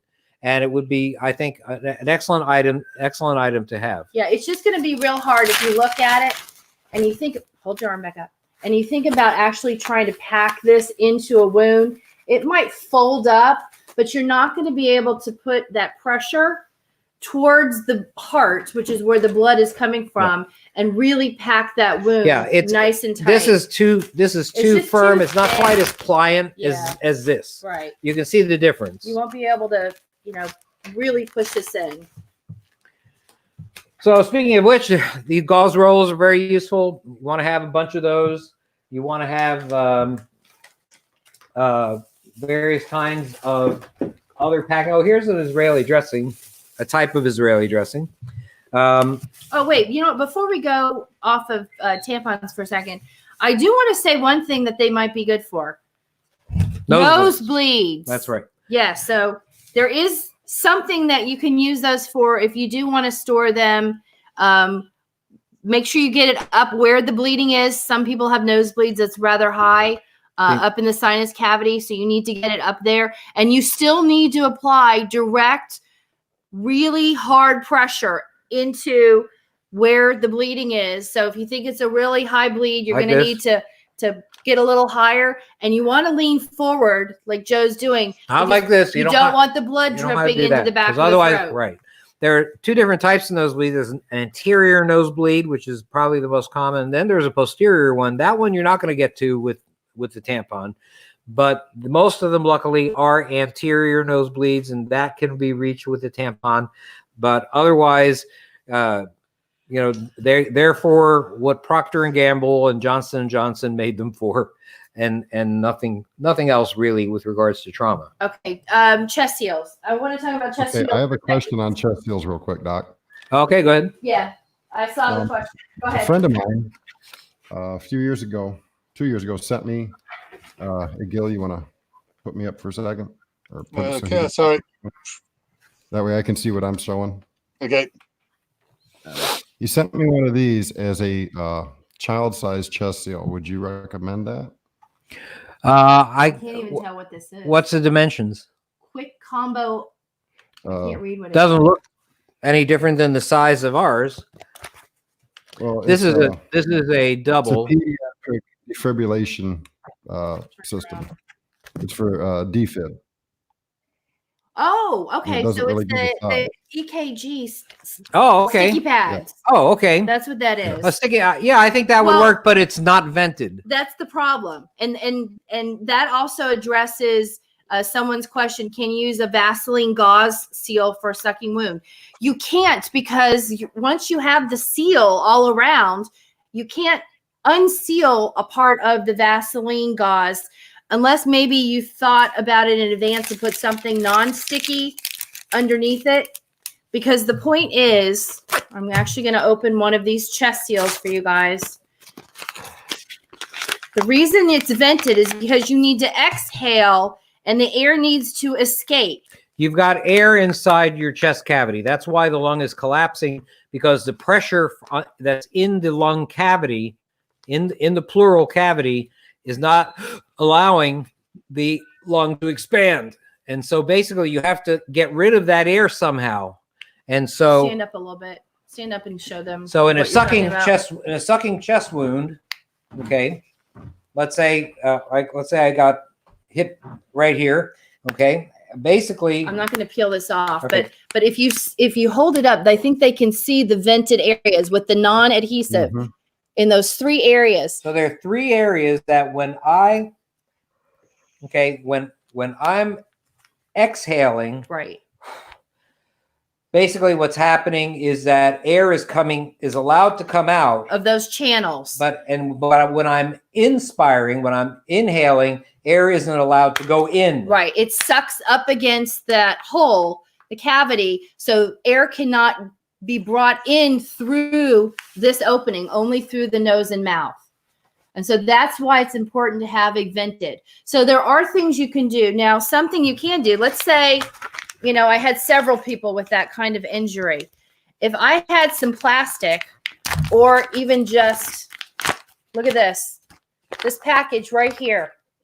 I've basically just made a chest seal, okay?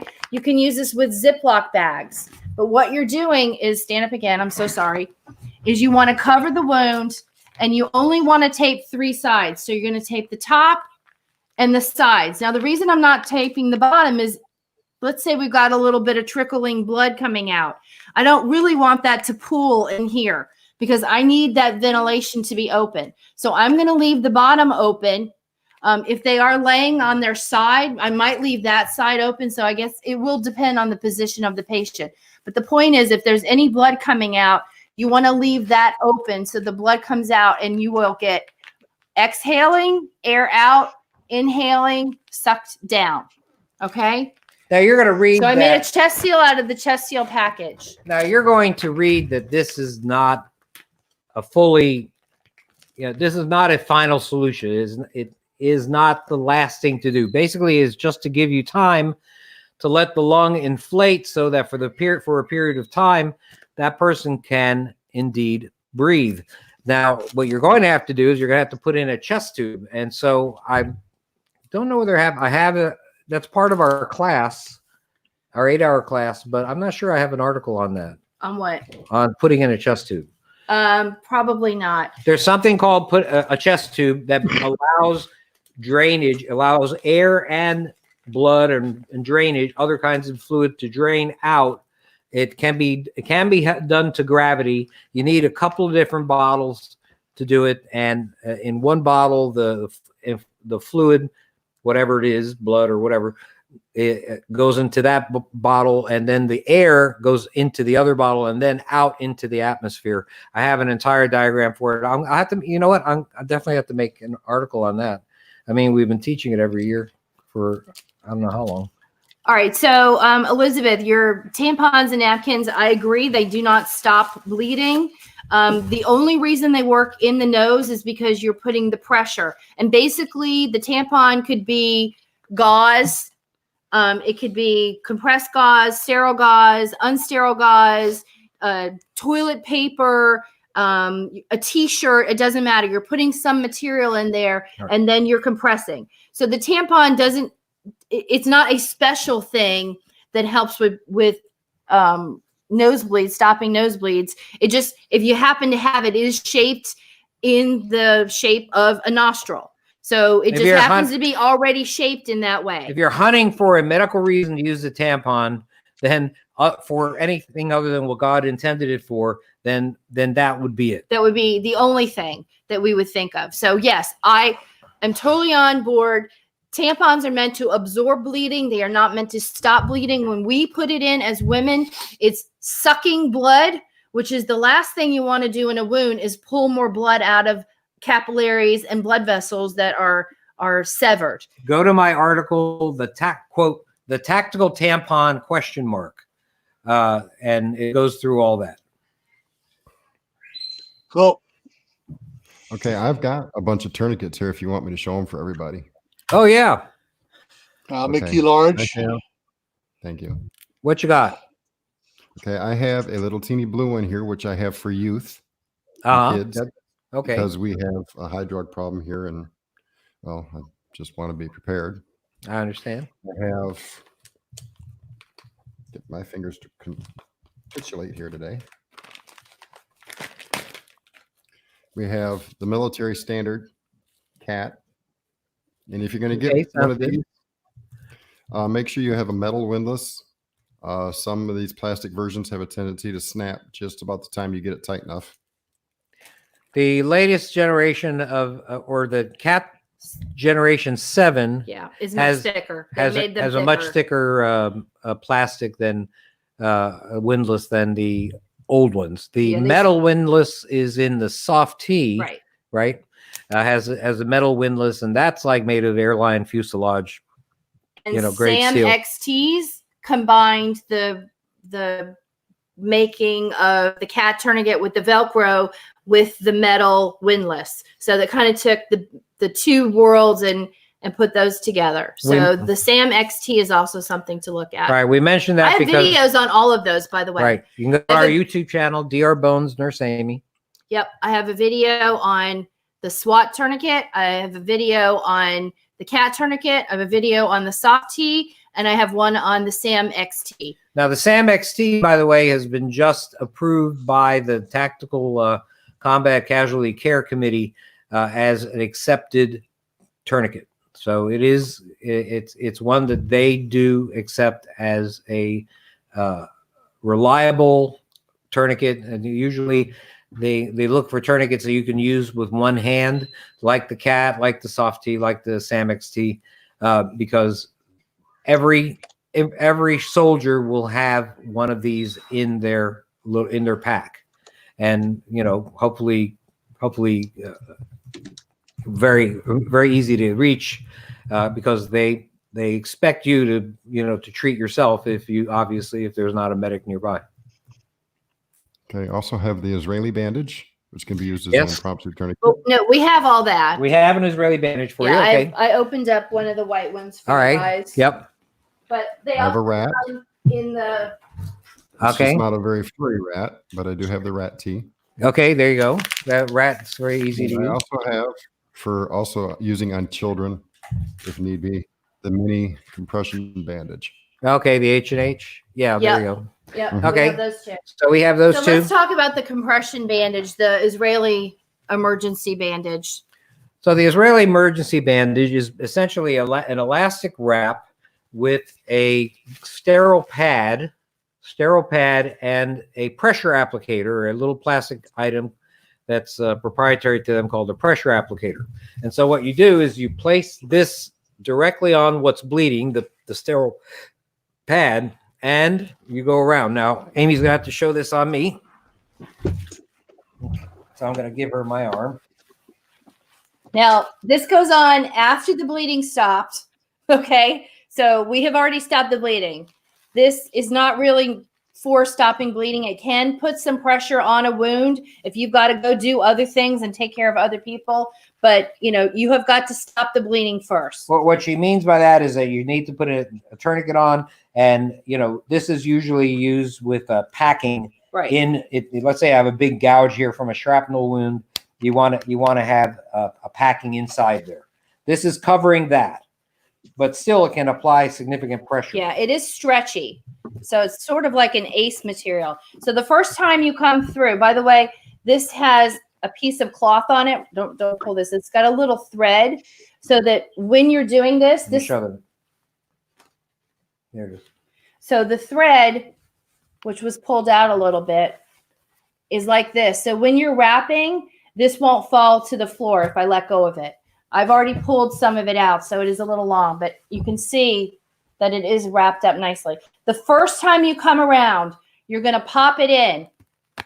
Okay, you pop it into the pressure applicator. Then you pull opposite. So you've been going this way. Now you reverse it. So if you make a song, it's called Pop It and Reverse It. Just remember that for your Israeli bandages. Pop it and reverse it. And then you begin to wrap. That does not have to be extremely tight. If you've got a tourniquet above this, you're not going to have any blood flow. But if this is what you're putting on, let's say you stopped the bleeding, you've cleaned it all up, and now this is your sterile dressing because you need to get this person back to the medical tent. You can put a little more pressure on it. Now notice that Amy has covered the top of my wound and the bottom of my wound. She went beyond the level of the actual wound itself. So this is what you want to do, is you want to cover it above and below. All right, so now we're at the end, and we have the closure clip. And the closure clip has teeth on it, almost like a fish hook. There's a bottom one and a top one. It does not matter how much material you grab. You want to take 1 or 2 layers, lift it up a little bit, and you're going to put the closure clip on it. You do not have to do both sides. If you want to, you can, but you don't have to. So I'm going to take this off. If I let go, it will not unwind. I'm going to take this off. I'm going to show you how to put even more pressure, tourniquet-like, not exactly a tourniquet, but tourniquet-like pressure. You would lift up 1 to 2 layers, maybe even 3, right here. Take the closure clip, place it underneath the 1, 2, or 3 layers, and you begin to twist. This is going to put additional pressure on that wound, assuring, hopefully, that it does not start to rebleed. The company says that it can apply up to 30 pounds of pressure. Right. You twist, and when you're done twisting, you do the same thing with the clip. You find a layer or 2, and you get the closure clip into that, and now it will not unwind. You see when I let go of it, even just that little piece right here, just that little piece prevents it from unwinding. And I will take this off because I know I've put a lot of pressure on you. All right, so that's how you use it like a tourniquet also. This also works as a arm sling very nicely. Show this. Put it around the back of your head. You do this a couple of times. And then we can tie it in the back here. And it actually is pretty comfortable. Instead of putting all that tension in the back of your neck, it's actually very comfortable. You can use it as an ace bandage. I have videos actually coming out on this for the YouTube channel. Oh, by the way, let me have that SWAT tourniquet again. Where's that?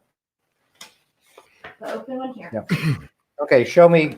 Make a sling out of that. Oh, okay, yeah. Oh, this makes a really nice another sling thing. also. Here's another way that you can use the tourniquet, the SWAT tourniquet. You could use it as a sling.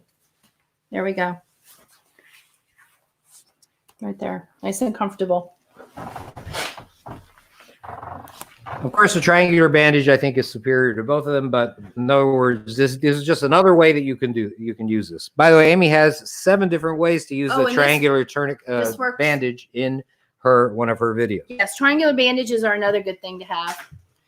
But yeah, this is multi-purpose. This also works as an ace bandage. If you hurt your knee or your ankle, you can wrap it up with this. Just don't wrap it as tight as the tourniquet.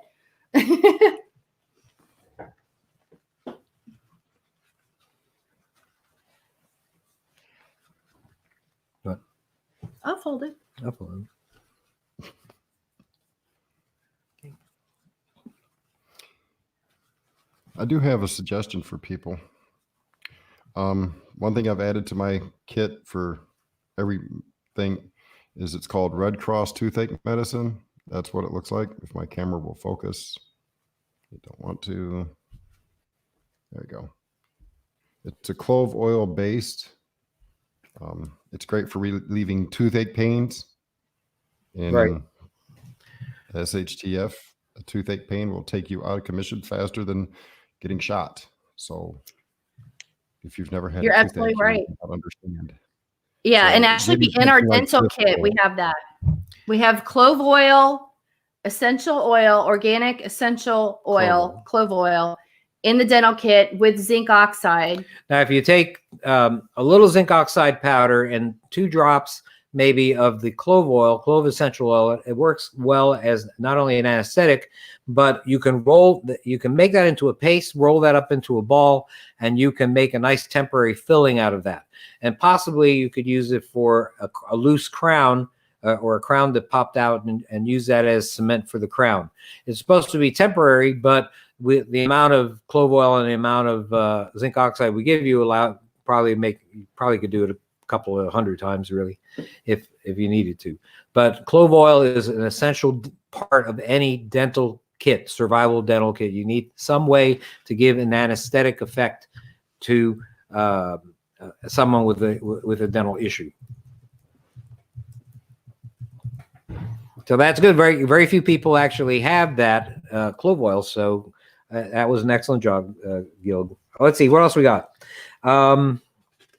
Cold packs. Cold packs Yes. are very useful. Also, we're still on talking about orthopedic stuff. Certainly, cold packs are very important, mostly in the first 24 to 48 hours. There you go. There's a shake and break ice compress there. Very, very useful stuff to have. Heat packs also, and depending on what part of the country, I mean, gosh, in Idaho, there are people that can go into hypothermia if they get stranded on the road. So you might want to have some heat packs there, like they use in skiing. They have hand warmers and they have other things like that. Interestingly enough, warming the hands and the feet actually is a way to help with hypothermia. In the old days, we used to just teach that you put it in the neck, in the armpit, and in the groin area, because that's where major vessels come closest to the skin. And heat is transferred most reliably to the body core by putting warm, dry compresses there. Or if you're hyperthermic, wet, moist, cold compresses. But now they actually did a study, and this was a study that I actually saw being performed at the Wilderness Medicine Conference in Big Sky a couple of years ago. They actually showed a film. They actually showed a film of some military volunteers, and they put them in 100-degree weather on a treadmill. And they actually made them run until they were just about falling out, until they just about fainted. And then they did all sorts of studies on what was happening to their body. And they found and what would actually help. And they actually found that soaking in warm water or putting warm compresses on hands and feet actually had a beneficial effect on dealing with the issue. But again, also groin, armpit, and neck. So those are some good things to have. Buddy, it sounds like World War II is going on up here. What's today? No, I think you need to listen to this. All I've right. never heard this. Come listen.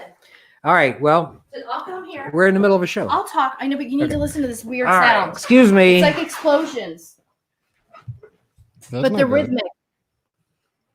I mean, it's not July 4th. Listen.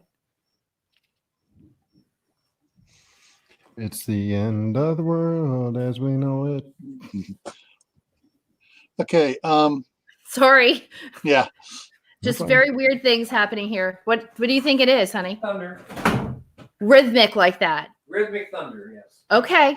All right. He says thunder. Rhythmic thunder is name of my favorite rock band. They're doing a concert. It's I think. going boom, boom. Boom, boom, boom, Boom, boom. All right. Very strange. Various types of gauzes. I want people to check out Amy's turning, especially her triangular bandage videos. Very useful because it shows like 7 different ways to actually use it. Really like those. You need to have some gauze. It's okay to have gauze that's not sterile, but you also want to have gauze that's sterile. Just the same as you want to have nitrile gloves, not latex, but nitrile gloves that are not sterile. But you want to have sterile nitrile gloves for when you're having to close a wound or do something that requires at least sterility. Well, I'm gonna say sterility, but you're never going to get to sterile in a true remote austere setting. The best you can go for is clean. Other people will say, "Oh, that's ridiculous. You definitely can get sterile." Baloney. It's basically a clean environment is as good as you're going to get, and in most cases, that's perfectly fine. Steri strips, very useful. If you get everybody know what steri strips are? They little pieces of tape sort of impregnated with cloth that actually hold 2 edges of the skin together. It's better. It's a faster way to close a wound than closing it with sutures. By the way, a lot of wounds in survival settings are going to be dirty wounds. So you may not want to close them at all unless you know for a fact that you've gotten them very, very clean.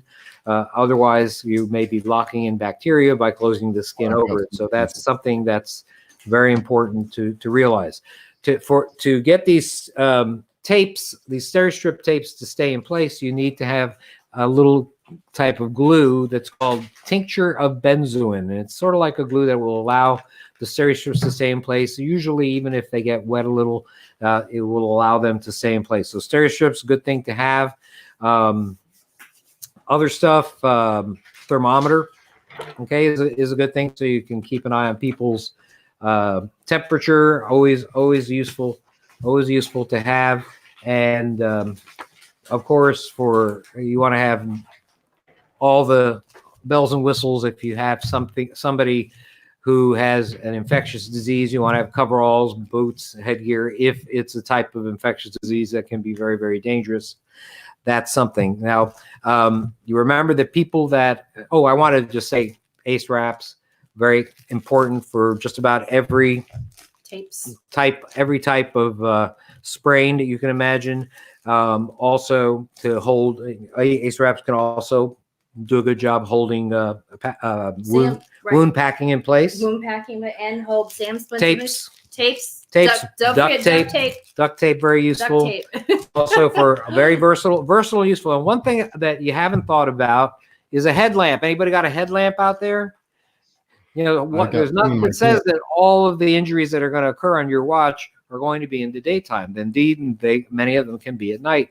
And so it's important to think about having a headlamp. And if you have a headlamp, then it gives you, you can have a flashlight, but that gives you one hand to work with. You got both hands to work with if you have a headlamp. So I think that would be a useful item to have. Oh, these are my favorite EMT shears. These are the EMT shears, the shoes, but they're actually called bandage scissors because they have, actually you can sharpen them and they have a screw so you can keep them tight. So you can actually fix them, and they're stainless steel. Right. So you can't break the plastic handle. On the cheaper ones, actually the plastic handle may break if you're cutting through a couple of layers of clothing. Yeah. So these are just some of the things that I think people should have. I hope everybody has some blankets. Of this. A Mylar blanket. Yeah, sure. People that are injured oftentimes lose heat very quickly. People in shock, things like that. So you want to have some Mylar blankets, solar blankets to keep them warm. I also put light sticks in our car kits. Oh, light sticks. The light sticks, the instant light sticks. Now, where you are, now speaking of car kits, I'm glad you mentioned car kits, because indeed there is certainly a circumstance in which people who live where you are, Gil, and other places may find themselves stranded in their car in a blizzard. And if that's the case, you ought to have a few things in your car that will allow you to have a good chance of getting through being stranded, at least for a period of time. You want to have always tuck a couple of wool blankets in there. Wool blankets stay warm even if they're wet.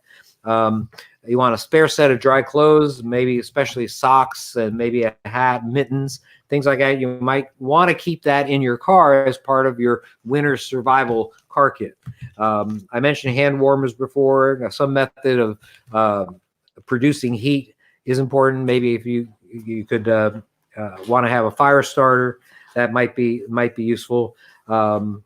You may want to have, if you're in a place that really gets a lot of snow, you might want to have some rock salt in your vehicle as well, or a tow chain or rope to get you going. Of course, flares, starter cables, let people know. And by the way, these wait, before you do anything, I just want to show them where our headlamp is. Right there on the outside. See it? There you Easy to get to. So also, you want to have a collapsible shovel too to dig yourself out of the snow. There you go. Right. That's also here. And also, well, that Mylar blanket, if you spread it out, that is something that may allow people that are looking for you to actually be able to see a Mylar blanket, or if you have a tarp that's brightly colored, this might be a good way to identify you. You want to have a noisemaker like a whistle. By the way, this is something that nobody ever thinks about, but you should always have a noise whistle in the hospital tent or in the sick room at your retreat. And the reason why is because you're not always going to be physically in there as the medic. You're not going to be sitting at the bedside 24 hours a day. You're going to go out to do other activities of daily survival as you need to do them. And you need to give the person that's sick the feeling that they have a way to control whether you come in or not, to allow them to have the confidence that, you know, that they're going to get better. And I think that having a whistle or a noisemaker of some sort will alert you that something's going on, that I need to get into the sick room and see what's happening with my sick person. So that's something that would be very helpful. So a whistle or bell, anything would probably work for that. What else? Notepad. Of course, you know, weather radio, and all this other stuff that I'm sure you have a lot of guests that talk about that. Yeah. So that I think is a good start. Yeah. Oh, did you mention aloe and burn gels? Oh yeah. Oh, I'm sorry, I didn't talk about burns at all. Well, you should have some burn gel, something, or just aloe vera. If you have an aloe vera plant, you can just cut the aloe vera plant, apply that to the burn. That's useful. Interestingly enough, if you have sea locks, or probably Kayasam too, I know sea locks for a fact that if you wet a sea locks dressing, you can apply it. It turns into open. It turns into. Be careful; it's got a lot of granules. Don't. It open turns it on your computer. turns into sort of a slimy gel if you wet this. Almost like Jello. Right, and you can wrap and protect a pretty serious burn with that, and so that's a very versatile because you're able to do that. Aloe, you want to have nonstick dressings for those people with burns, because those sticky dressings are just going to cause a lot of pain when they come on and off. So you don't want like Telfa pads, like Telfa pads. They have a shiny side. TELFA. TELFA. Those are the types of pads that you want for burns. And many people will apply honey to raw and processed honey to a burn. That is supposed to be very helpful as well. And what else for burns? That's my favorite. Yeah, that's. I have to say, if I had to pick something, if I get burned, I'm putting raw honey on it. Absolutely, with a nonstick dressing. Now, another for a burn, a petroleum jelly dressing, a gauze sort of impregnated with petroleum jelly, would make a very good dressing. The commercial brand name for something like that is called Xeroform, XEROFOAM. You can find that almost anywhere. And so you can make those dressings yourself with petroleum jelly and some gauze, or you can buy the actual commercial item Xeroform. So those would be good items to have for burns. I have one more quick question before I have to run away. He also sent me a couple of these, forgive the crinkle noises, 0.9% sodium chloride injection. These Okay. little syringes. Is that available to GP or is that medical? I would think that amount should be available generally. Now that injection is how many cc's? That ain't much. That is probably meant to keep an IV line open. 4 cc's. Oh, is that a flush? That's a Yeah. flush. For an IV line, right? Does that have heparin in it? Is that a hep No. flush? Yeah, if it had heparin in it, if it had a blood thinner in it, If it has would be heparin in it. it would be a prescription only product. But if it's just just saline, it still can be used to flush an IV. What happens is a lot of times they'll put what's called a hep lock, either in your hand or your wrist, wherever it is. Heparin is a blood thinning medicine. But the nickname of this little lock, it doesn't connect to the tubing that goes to the IV. It's just going to sit there on your hand. And when they actually need to give you an IV, they'll use that flush to clear the line and then hook the tubing up to your IV. So that's called a hep lock. But that thing you have there might be used to flush that. They also make them with a little bit of heparin just to open it back up so that you don't have a line hanging off you all the time. Some people only need medicines like every, few hours, so they don't need to have the line hanging off of them. Of course, if you have dehydration, they're going to keep the line on you. But that's just something that is just in case. We use a slightly larger. We use a 12 cc syringe in our dental kits that you can use to flush an area where there may be a dental injury, so you can take a good look before you put in like cotton rolls and things like that. Mhm. And this is the one you were talking about earlier, correct? If I get my It's, Steri strip? What am I looking Wait, at? I can't tell. uh, Oh yeah, benzoin. Oh, This is benzoin, yes. benzoin for the Yeah, that- application. Right. If otherwise the steri strips, the second you get them wet or you're sweaty, they wind up coming off. So you definitely want, if you expect that to hold, you got to use that tincture of benzoin. That's benzoin. Okay. so I'll give Cool. you a few things. All Hey, right, I Doc. got to run off. I got to go get the live stream ready. Okay. So, See Doc, ya. Yes. have you seen these type flashlights before? Oh yeah, yeah. They're good for under the hood. Well, yeah, these are the ones from Harbor Freight, and right now, like I got a coupon to go pick up another one for free. But Cool. what I like about these is, it's got the magnet on the back, so you can stick it to wherever. And instead of using a headlamp, I will just hook it on the top button here, and it either shines out in front, or I do it twice and it shines straight down. But that way, if I turn my head, I don't mind blinding the person next to me. There you go. Yeah. That sounds good. It sounds very useful. Very cute. Yeah, and usually these are like $5 at Harbor Freight.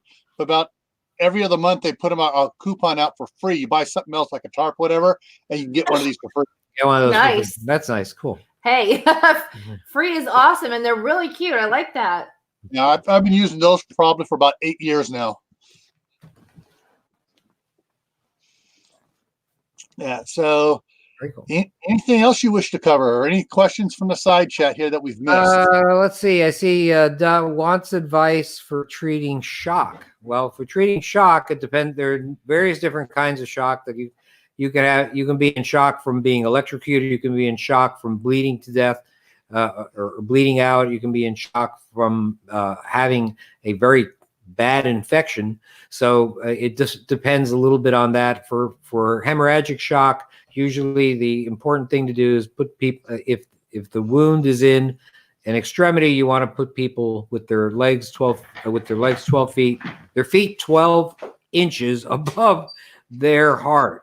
Their feet 12 inches above their heart. I was saying all sorts of crazy stuff here. So that's one thing that you should do. You want to lift the extremity if it's an arm. Basically, you want to make it difficult for the heart to pump blood out of the body. And of course, you're going to need to stop the bleeding, so you're going to use your tourniquet, your hemostatic agents, and your dressings. Basically, if it's true shock and that person has lost 50% of their blood, you're in big trouble. I mean, that person is most likely going to die. Remember that in a true off-grid setting, you're knocked off the grid and the society is on the brink, and you do not have a hospital or modern medical facility anywhere in your near future, then we've gone back to, you're going back to the 19th century with regards to medicine. The only difference is that you know more about antisepsis and how to keep wounds clean and things like that. So that will improve. But a bullet in the chest is going to be a 70% mortality. A bullet in the belly is going to be a 70% mortality no matter what you do. So, you have to realize that there are hard realities when it comes to being the medic in an austere setting. You're going to lose people that have things that you might not have lost them from. So what the thing is that you want to prevent as many deaths as possible, that are unnecessary. And unnecessary deaths would be deaths due to contaminated water. You have the responsibility of making sure the water has been disinfected. You don't want to have deaths from people having moderate bleeds, so you want to have items to prevent, to deal with trauma like that. You don't want to have people die from infections that would be easily treated. I mean, cholera was something that killed millions in the 19th century, but is something very easily treated with antibiotics now. As a matter of fact, it's easily treated just with hydration, even oral hydration now. If you can keep people orally hydrated pretty well, that you will actually have a much better survival rate. That's what happened in Ebola. Ebola in the West Africa epidemic of 2014, it was a 60% death rate in the beginning. And finally, when the World Health Organization was able to bring in all these IV fluids and IV setups and set up hospitals and stuff like that. I think we're able to get people early and just keep them well hydrated. The death rate went down to about 40 something percent. So there's some people that were saved simply because of the availability of items that are not going to be available to you. Right. So these are things that you are just going to have to realize. And the important thing is to dedicate yourself to saving as many people as you can. Now, a point that I did, about when you're talking about shock and elevation and stuff, a lot of people, a lot of things say, "Oh, cover the person with a blanket." Yes, that makes a lot of sense because, as I mentioned before, people who experience trauma lose heat, and so therefore having a solar blanket or one of these Mylar blankets is going to be very, very important to have. It's helpful. Now, the other thing you have to realize that if it's something, if you're in very cold temperatures, you need to have some barrier between the floor and the victim. So you want to have something on the floor between on the floor between the victim and the floor, and you're going to want something covering the victim. Yeah. Now, one of the things that when I was working with the CERT program, they talked about a different reason for it. Is like you talked about being cold and something insulating from the cold. Well, in the summertime, if you're at like a mass casualty accident, you want to put something on the asphalt to keep that heat, too much heat. And the blanket you may not put on them. You may put suspend the blanket above them for shade. Yes. But the main purpose is to just maintain body temperature, not just heat them up. Exactly. There you go. Yeah, and that's one of the things in the CERT program. We send a lot of people down to Harbor Freight to get the little infrared thermometer that they can just aim it at the person to see how hot they are as they're going around checking them. Yeah, that's what they're using now to check people for the red dragon there. Yeah. Stay away from me. Let me check your temperature. Yeah. Hold still. So the thing is that you're going to have, when you have technology and you should use it. When you don't have it, you need to figure out a way to achieve the same goal. So I think that's a lesson from there. All right. Okay. And I think we can just about wrap it up unless you have something else there for everybody. No, I think that's it. I really appreciate your having us on, Gil. I know, everyone can go back to their family. Yeah. I'm sorry we stole you for a while. That's okay. All I have is my daughter and her husband downstairs. My wife and my boys are still in California while I'm getting the place set up for them to move here. So wow. Nice. Are they looking forward to it? We're on a 5-year plan. In 4 years, my wife is supposed to be moving in here. So I got to get the new house built, get all the orchard put in, the Willapini built, the Willapini greenhouse built, all the stuff in the next 4 years. Wow. That is a lot of work. Well, yeah. You must have a huge list of things to accomplish. Anybody can do it, Gil, you can. That's right. Yeah. Well, I got a 5-year spreadsheet timeline. Well, all right. Anybody in the side chat have any last minute questions really quick?